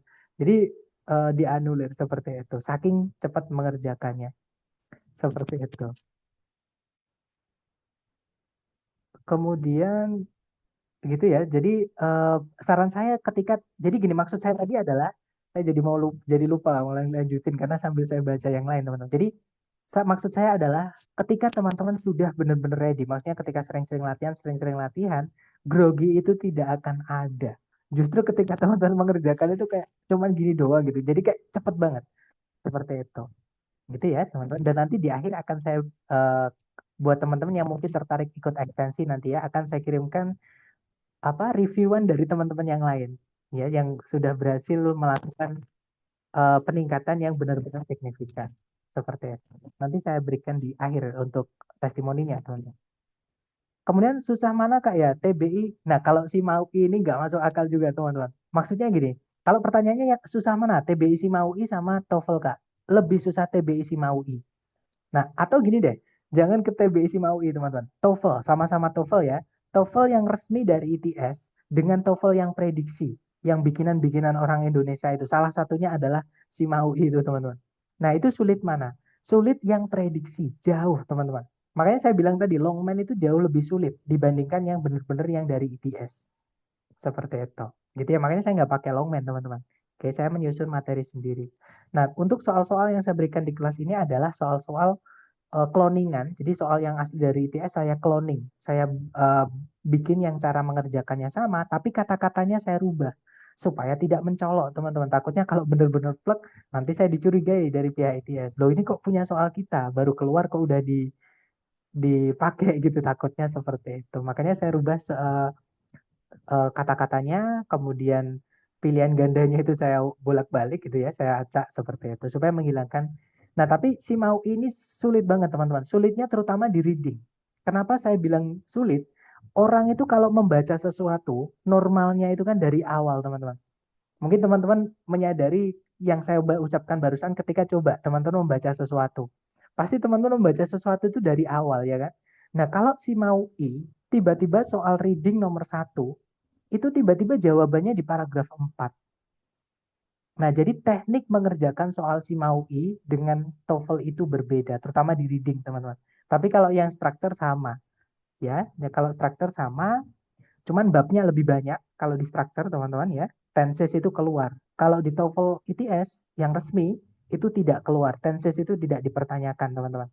Ya, mungkin yang ditanyakan cuma bedanya present sama past saja. Kalau misalnya present continuous sama simple present itu tidak ditanyakan seperti itu. Itu ya, teman-teman. Maaf, teman-teman. Kemudian 2023 saya tes TOEFL skornya 500, tapi mau mengulang untuk tes PBUI. Nah, saya punya beberapa soal-soal UI ya, teman-teman, karena nantilah di akhir kita sambil sharing-sharing. Wah, 7 menit ya, amazing. Nah, 7 menit itu maksimal, Miss. Nah, saya pernah dalam waktu 4 menit, 40 soal selesai. Itu kalau misalkan mungkin pengawasnya pun juga akan mikirnya nggak masuk akal gitu. Tapi kalau uh, makanya saya nanti ketika teman-teman di akhir nanti setelah program akan saya berikan tips-tips, terutama di mana teman-teman harus mendaftar dan tidak disarankan mendaftar di mana. Karena ada pengawas itu yang nggak masuk akal, teman. Maksudnya nggak masuk akal tuh kita mengerjakan cepat menurut dia itu tidak masuk akal dan dianulir sepihak gitu dan uang tidak bisa kembali. Kita nggak bisa retest seperti itu. Ya nanti di akhir kita saling share-share. Yang resmi hanya di ITS saja ya, Mister. Jadi TOEFL itu bikinan ITS, teman-teman. Ya, yang global diakui dunia. ITS itu bukan bikinan Indonesia. ITS itu letaknya di New Jersey, Amerika Serikat. Oke, jadi eh, gimana ya? Kalau UI kan Indonesia, teman, Universitas Indonesia. Walaupun UI apa namanya juga merupakan salah satu penyalur. Jadi dia itu terdaftar ke penyalur atau penyedia tes TOEFL resmi dari ITS. Gitu ya, teman-teman. Seperti itu. Jadi kalau pertanyaannya apakah TOEFL resmi itu hanya dari ITS? Ya memang TOEFL itu punyanya ITS, teman-teman. Kita yang coba, Indonesia itu yang coba niru-niru lah, seperti itu. Jadi yang sama, pakai listening dulu, structure, kemudian reading. Seperti itu, tapi nggak sama ya teman-teman. Kadang lebih sulit gitu bikinan orang Indonesia itu. Kadang pun jawabannya itu ada dua. Yang saya nggak suka di situ. Misalkan kan misalnya like, teman-teman. Like itu bisa loh diikuti verb ing sama to verb satu tanpa merubah makna. Contohnya lagi begin atau start ya. Itu boleh diikuti verb ing dan to verb satu tanpa merubah makna. Seperti itu. Gitu ya. Nah, itu kadang di soal-soal seperti itu ditulis dua-duanya. Nah, itu kan jawabannya harus berarti ada dua, teman-teman. Karena nggak ada perbedaan. Sebenarnya itu yang saya maksud. Mereka bikin soal tanpa meng-cross check dulu jawaban ini bisa nggak jawaban ini. Dan kadang kuncinya itu juga meleset. Itu kalau bikinan orang Indonesia, teman-teman. Tapi kalau bikinan ITS, saya sudah membuktikan sendiri. Sudah berkali-kali di starter sudah mendapatkan 68. 68 itu perfect score ya, teman-teman. Tapi kalau di listening, saya baru kemarin. Kalau di reading, rekor saya masih di 65. Seperti itu. Jadi setiap bulan saya masih ikut tes gitu ya. Nanti eh, di akhir akan saya share-share kenapa kok saya tiap bulan bisa kadang sampai 8 kali tes. Padahal kan ada rentang waktunya, teman-teman, seperti itu. Itu karena tips dan trik ya boleh share nanti. Nah, sebenarnya teman-teman, tips sama trik dan juga strateginya ini yang sedang kita pelajari di kelas ini. Nah, yang saya pakai itu patokannya yang saya berikan di kelas ini, teman-teman. Tapi mungkin karena saya sudah berkali-kali ya, sudah sering latihan, terutama ketika tes resmi. Jadi di luar kepala. Makanya selalu saya sampaikan teman-teman latihan, latihan, latihan seperti itu. Gitu ya. Jadi yang saya sampaikan ke teman-teman ini adalah tips dan triksnya dan juga strategi cepat mengerjakan seperti itu. Pura-pura lama aja kak kalau gitu. Nah, kalau kita tahu ya teman-teman bakal seperti itu. Makanya gini, eh, tapi sampai sekarang pun saya juga kalau di structure ngebut teman-teman. Di reading juga ngebut tapi nggak secepat structure gitu ya. Tapi gini maksud saya adalah kalau misalnya pengawasnya itu memang orangnya itu positif, maksudnya positif itu nggak seuzon sama orang gitu ya teman-teman. Nggak akan ada dicurigai, nggak akan ada dianulir. Terutama ketika mereka nggak punya bukti ya, gitu ya tiba-tiba nuduh gitu, seperti itu. Mister boleh lanjut bahas soal lagi. Oke, kita lanjut soal lagi ya. Sebentar. Oh, sorry yang diakui internasional ya. Betul, ETS itu letaknya di New Jersey. Teman-teman boleh browsing deh di Google. Educational Testing Service. Itu letaknya di mana? Sir, kalau punya soal-soal bahasa Inggris di MAUI untuk pasca sarjana apa boleh di-share? Tapi saya baru mau ikut bimbel, tapi belum sebelum itu mau latihan sendiri. Nah, boleh nanti japri aja ya. Nanti saya eh, atau di akhir nanti teman-teman. Saran saya teman-teman fokus dulu dengan yang kita pelajari di kelas. Gitu ya. Nanti di akhir setelah program kita selesai, kita akan sharing-sharing banyak hal seperti itu.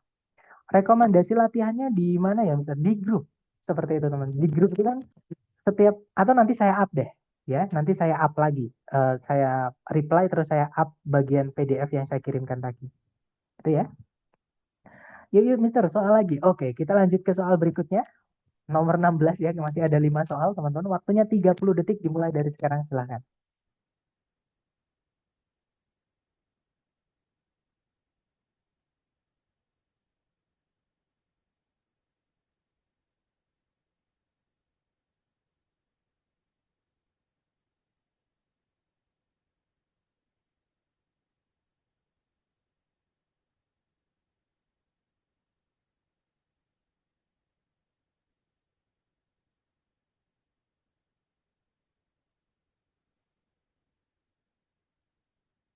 Oke, waktunya habis. Silahkan jawaban teman-teman dikirim di chat ya. Kemudian kita bahas bersama-sama. Dan saya lihat teman-teman ada yang menjawab Bravo, ada juga yang menjawab Alpha. Ada yang menjawab, ya antara Alpha atau Bravo ya, teman-teman. Mari kita cek bersama, cari predikatnya dulu di soal. Di situ ada kata are powered, artinya ditenagai. Subjeknya adalah electric vehicles. Kemudian tidak ada predikat lagi. Need di sini kata benda ya, teman-teman, karena ada the-nya. Nah, kata benda kan nggak bisa jadi predikat. Jadi kalimat ini sudah lengkap. Kalau kita lihat di pilihan A, B, C, D, di situ ada kata kerja kan, urutan-urutan kata kerja, teman-teman. Nah, tadi kan saya sampaikan, the need ada the-nya itu objek, ada kata benda. Nah, berarti di sini kalau kita mau masukkan kata kerja, cari kata kerja yang tidak bisa jadi predikat. Nah, tapi karena ada objeknya, berarti cari yang aktif. Nah, kata kerja yang tidak bisa jadi predikat kalau aktif itu ada dua. Kalau nggak to verb satu, ya verb ing. Nah, jawabannya ketemu ya. Jawabannya adalah yang alpha, teman-teman. Oke. Nah, kalau yang bravo kenapa salah? Eliminated ada objeknya, dia verb 2. Di soal sudah ada predikat, tidak ada conjunction, tidak bisa kita masukkan verb 2 karena predikatnya nanti double atau pemborosan. Yang Charlie apalagi dia jelas banget ya, teman-teman. Auxiliary verb itu predikat. Nanti predikatnya double. Oke, kalau yang delta itu kata benda. Nah, kata benda tidak boleh punya objek. Setelahnya ada kata benda the need, teman-teman. Kata benda, kata benda. Nah, fungsinya jadi nggak jelas nanti. Yang mana subjek, yang mana objek, yang mana predikat, nggak jelas seperti itu.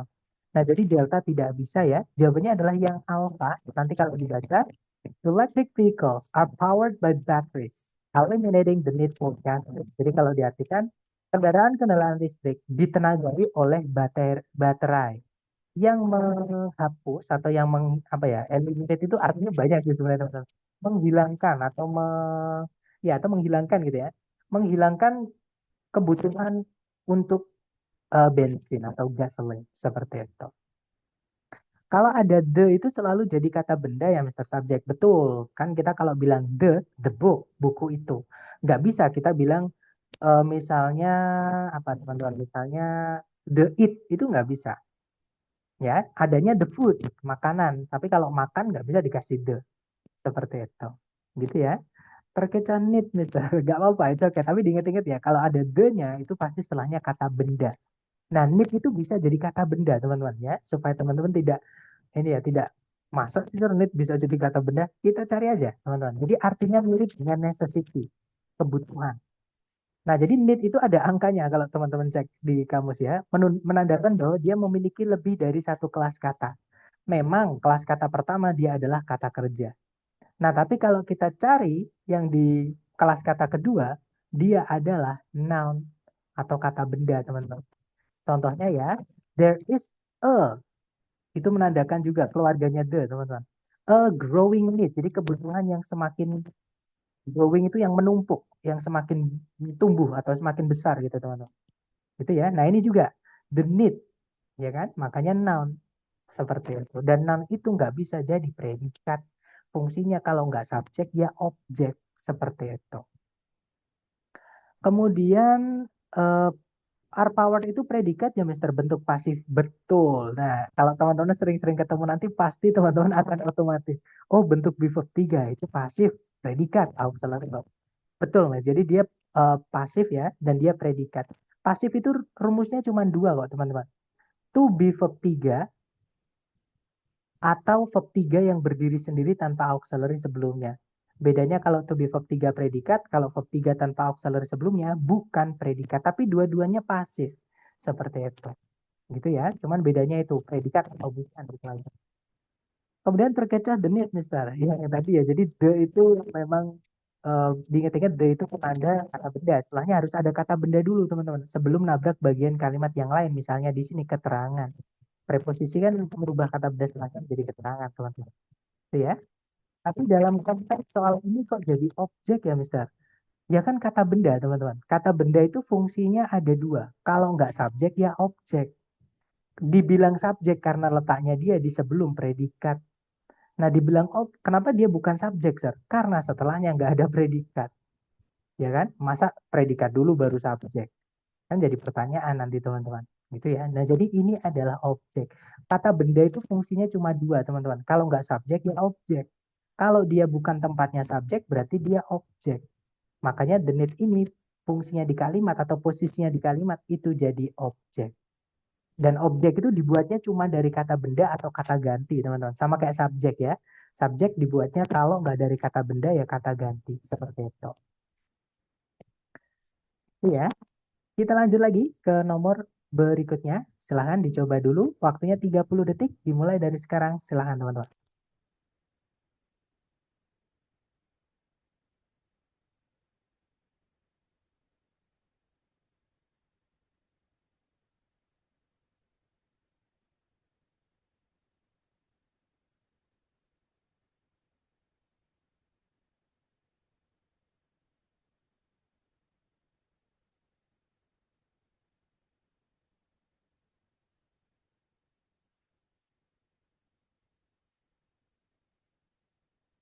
Oke, waktunya sudah habis. Silahkan jawaban teman-teman dikirim di chat dulu. Dan saya lihat ada jawaban alpha, ada juga bravo.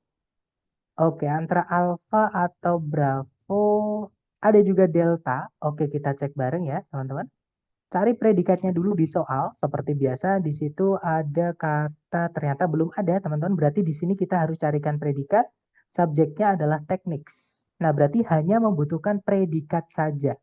Carikan A, B, C, D yang predikat saja. Nah, kalau yang Bravo kemungkinan bisa ya, karena auxiliary verb sudah pasti predikat. Kalau yang Charlie sudah pasti salah. To invent itu to verb 1 tidak bisa jadi predikat. Kalau yang Delta invention ada tion-tion itu kata benda. Kata benda tidak bisa jadi predikat. Nah, kalau yang alpha ini harus teman-teman cek dulu apakah verb 2 atau verb 3. Nah, caranya mengecek gimana? Kita lihat, invent itu kan artinya menemukan, teman-teman. Ya, dia butuh objek. Menemukan apa? Nggak mungkin kita hanya bilang James Watt menemukan. Nah, menemukan apa? Ya kan? Jadi harus ada objeknya. Nah, sekarang kita cek setelah titik-titik ada objeknya atau tidak.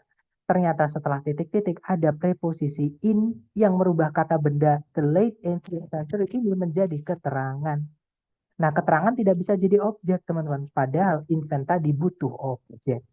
Kalau ada kata kerja butuh objek, tidak ada objeknya, berarti harus dipasifkan. Jadi ini verb 3, teman-teman.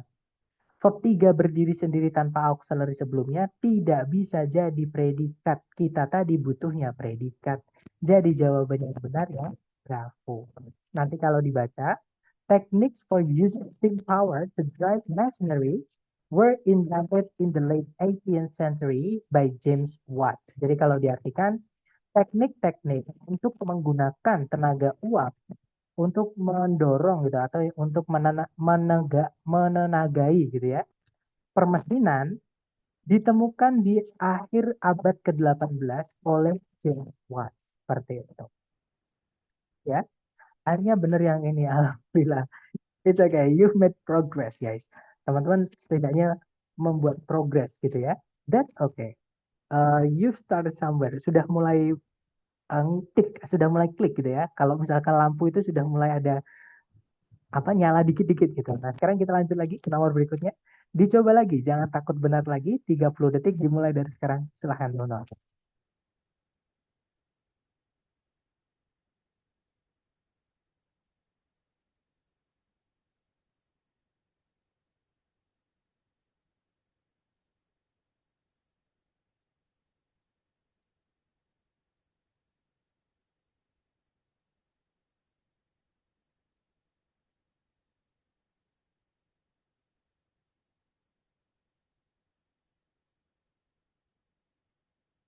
Oke, waktunya sudah habis. Dan lihat teman-teman yang menjawab antara alfa atau delta. Oke, ada juga Bravo. Bravo, alfa atau delta. Kita cek bersama teman-teman. Dicari dulu kata kerja sebagai predikat ya. Kalau ditarik dari depan ke belakang, di situ ada auxiliary verb, yaitu will cause. Nah, subjeknya, nah sebenarnya bredo ini kata benda, teman-teman. Nah, kenapa saya bilang sebenarnya? Karena sebelumnya ada titik-titik. Teman-teman harus cek dulu di pilihan ganda itu ada apa. Karena kalau ini subjek, subjek itu kan biasanya tempatnya di paling depan, teman-teman. Ya kan? Nah, kalau ini ada titik-titik, teman-teman cek dulu. Pilihan A, B, C, D. Ya, pilihan A, B, C, D di sini ternyata turunan dari kata kerja bake, artinya memanggang. Ya kan? Nah, kalau misalkan di sini kita mau masukkan kata kerja, sedangkan ini kan tempatnya subjek ya, teman-teman. Ini harus diisi dengan gerund. Teman-teman masih ingat gerund itu apa? Gerund itu adalah kata kerja, lebih tepatnya kata kerja bentuk verb ing yang diposisikan menjadi kata benda, entah itu di subjek atau di objek. Nah, dari penjelasan saya tadi jelas ya, jawabannya adalah yang delta, teman-teman. Oke. Nah, kalau yang Bravo, sorry, itu kan ada backing juga. Nah, kalau yang backing Bravo ada preposisi sebelumnya. Preposisi diikuti kata benda menjadi keterangan, teman-teman. Dan keterangan itu tidak bisa jadi subjek. Kalau kita masukkan yang Bravo, nanti subjeknya hilang. Kecuali kalau di sini ada koma ya, teman-teman. Tapi nggak bisa. Bredo itu memanggang itu nggak bisa. Yang memanggang itu kan manusia ya masa Bredo memanggang apa seperti itu jadi dan bake itu butuh objek seperti itu ya teman-teman jadi Charlie salahnya di situ kalau yang sorry Bravo maksud saya kalau yang Charlie itu verb oh ternyata verb 3 ya be verb 3 teman-teman ini pasif pasif tidak boleh punya objek sedangkan setelah titik-titik ada objeknya Bredo ya kan jadi Charlie tidak bisa teman-teman kalau yang alpha, bake itu verb 1, fungsinya sebagai predikat. Nanti predikatnya double, selain itu predikat itu tidak boleh diletakkan di awal kalimat. Jadi yang alpha salahnya di situ teman-teman. Jadi jawabannya yang delta ya. Nanti kalau dibaca, baking bread dough will cause it to rise. Kalau diartikan, memanggang adonan bread roti gitu ya teman-teman, akan menyebabkan adonan tersebut untuk mengembang. Seperti itu. Lanjut ke nomor berikutnya, silahkan dicoba lagi. Nomor 19, 30 detik dimulai dari sekarang. Silahkan teman-teman.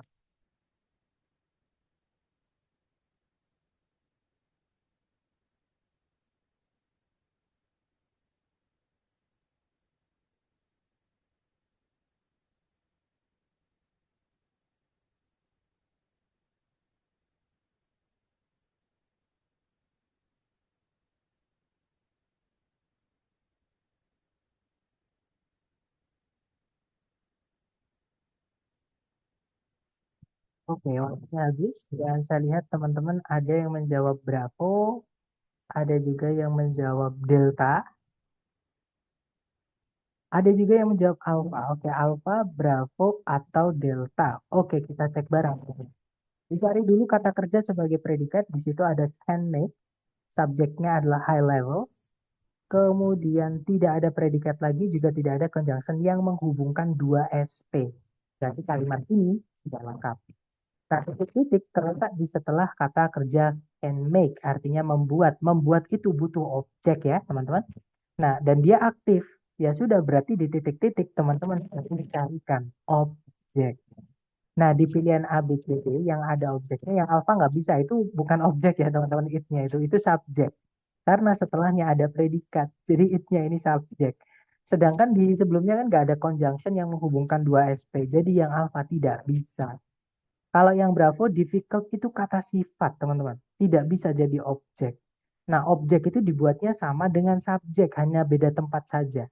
Ya, dibuatnya kalau nggak dari kata benda, ya dari kata ganti, seperti itu. Sedangkan difficult kata sifat. Nggak bisa ya. Kalau yang Charlie, nah sebenarnya being itu kan Jared ya, talking, teman-teman. Cuma masalahnya adalah, ini nanti nggak bisa diartikan. Oke? Jadi being difficult itu sesuatu yang bisa berubah-ubah. Sedangkan ini sesuatu yang sudah pasti gitu teman-teman. Maksudnya pasti itu bendanya kan benda mati gitu. Yaitu tingkat pengendalian parental, pengendalian apa ya orang tua. Maksudnya pengendalian oleh orang tua kepada anak seperti itu. Gitu ya. Jadi Charlie tidak bisa teman-teman. Nah jawabannya adalah yang sorry, yang delta. Oke, di situ ada objek yaitu it itu teman-teman. Nah nanti kalau dibaca high levels of parental control can make it difficult for adolescents to develop autonomy and self-regulation skills. Jadi kalau diartikan, tingkat-tingkat pengendalian oleh orang tua yang high, yang tingkatnya itu udah tinggi gitu ya, itu dapat membuatnya, nyanya itu maksudnya adalah membuat sulit, maksudnya membuat situasinya itu sulit gitu ya bagi para adolescent itu sama dengan teenagers teman-teman, remaja gitu ya. Jadi bagi para remaja untuk mengembangkan otonomi itu kemandirian dan juga kemampuan-kemampuan pengendalian diri seperti itu. Terakhir lanjut ke nomor 20, 30 detik mulai dari sekarang. Silakan teman-teman.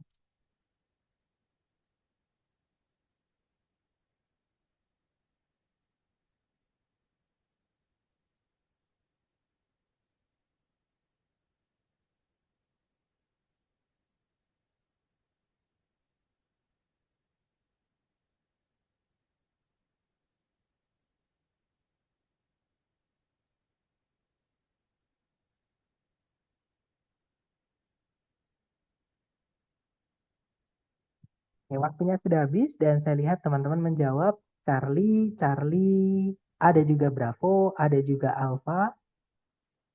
Oke, antara Alpha, Bravo, atau Charlie. Mari kita cek bersama. Cari predikatnya dulu, teman-teman. Kalau ditarik dari depan ke belakang, nah di situ ada verb SES, yaitu causes. Subjeknya adalah the absorption. Kemudian apakah ada predikat lagi? Nah, ini generate ini verb 1, ada N di situ sedangkan sebelumnya verb SES, berarti ini bukan menghubungkan predikat dengan predikat, teman-teman.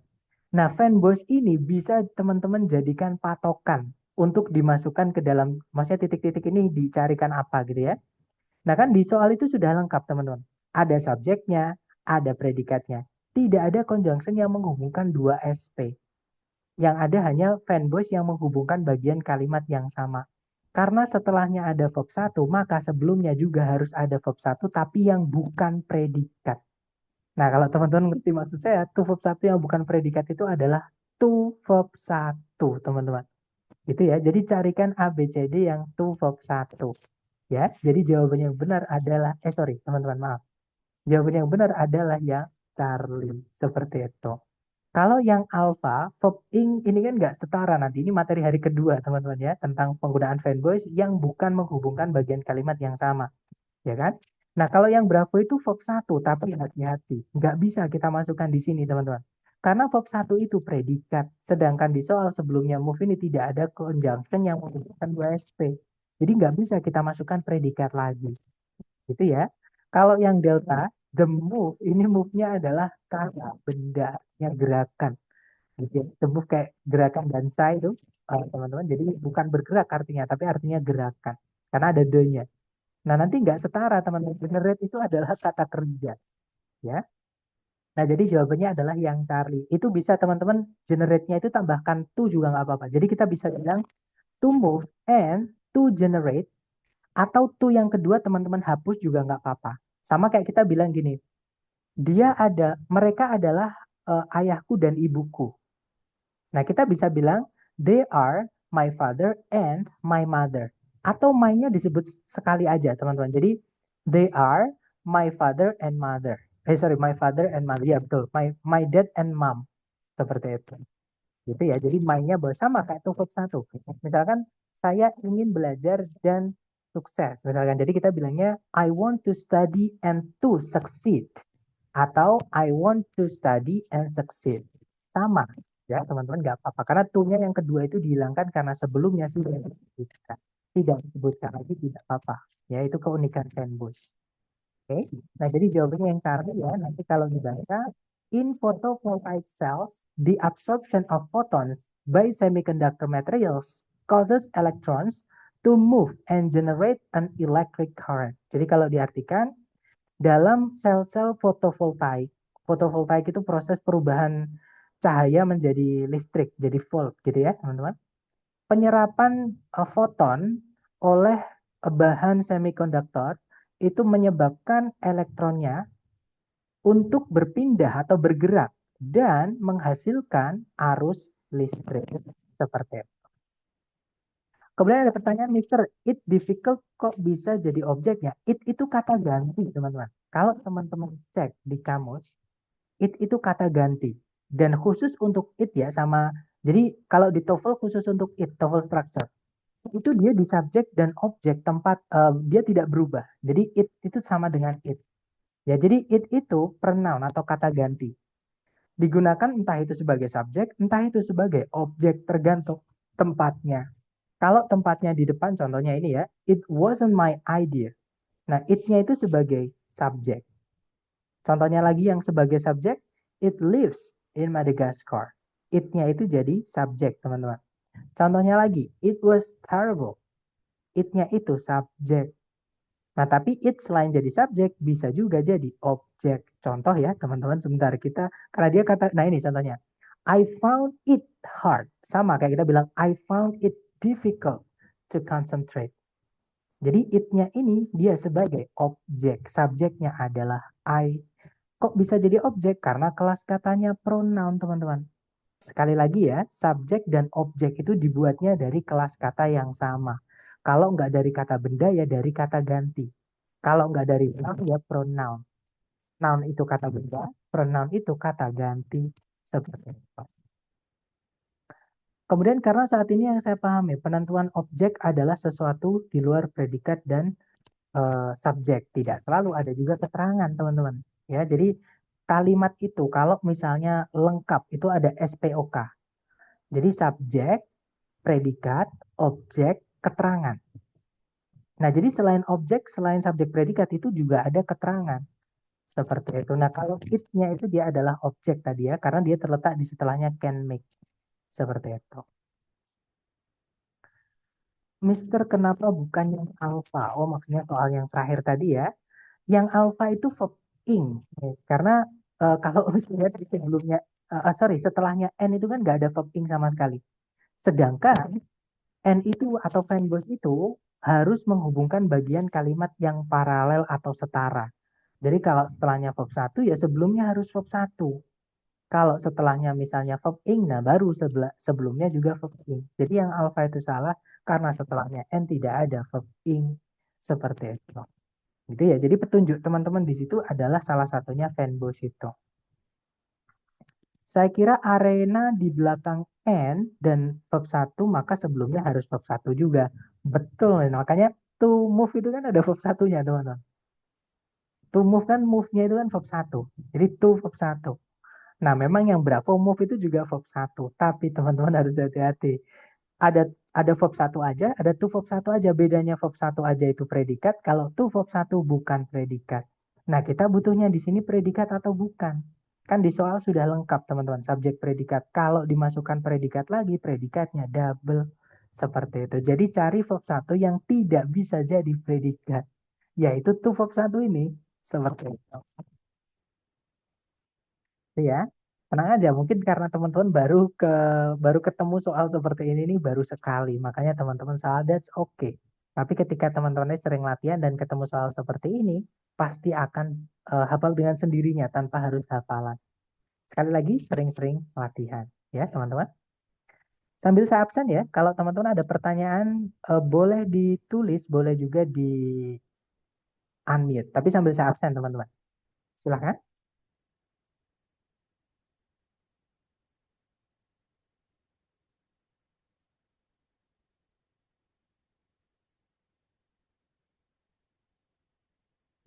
Tuh, sudah selesai saya absen.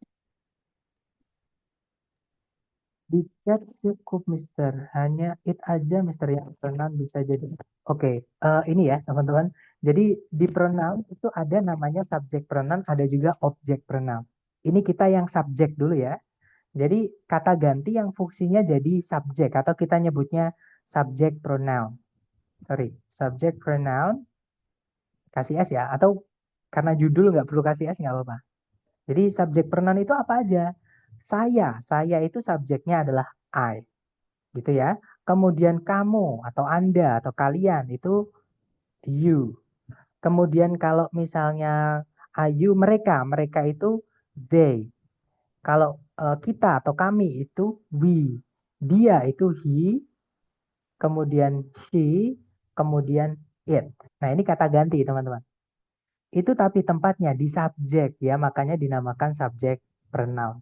Tapi ada juga yang namanya objek pronoun yang mana letaknya adalah di objek. Atau saya kasih di sini ya, biar ada lurusannya gitu teman-teman. Jadi ada juga namanya objek pronoun. Jadi eh, pronoun atau kata ganti yang diletakkan di objek atau di belakang setelahnya kata kerja atau setelahnya preposisi. Gitu ya. Nah, apa aja? Nah, kalau I itu objeknya menjadi me, teman-teman. Oke, contohnya I love you. Nah, tapi kalau bilang kamu mencintaiku bukan you love I, tapi you love me.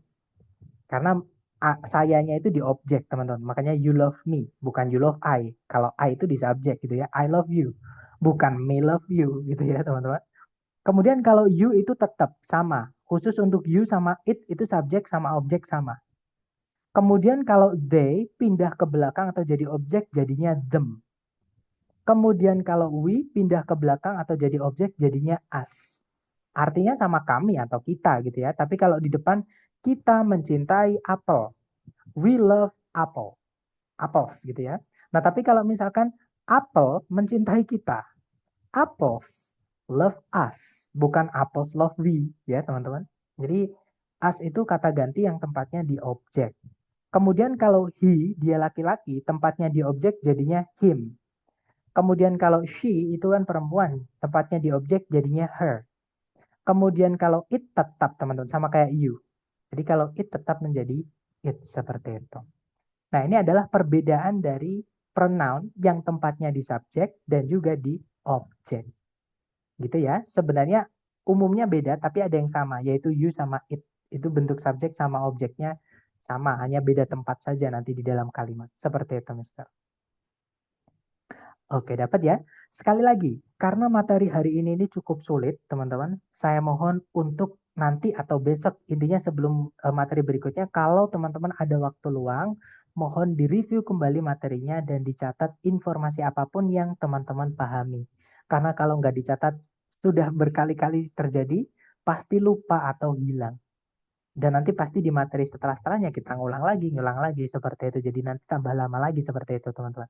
Gitu ya. Jadi sekali lagi mohon ditulis kalau teman-teman ada yang sudah dipahami. Kalau belum dipahami ditanyakan dulu, sudah paham ditulis seperti itu. Itu ya. Sekian, terima kasih teman-teman atas kehadiran dan partisipasi aktif teman-teman semuanya. Saya harap semoga yang kita pelajari hari ini bisa bermanfaat. I'll see you again next time. Last I say, Assalamualaikum warahmatullahi wabarakatuh and have a good night. See you next time, guys.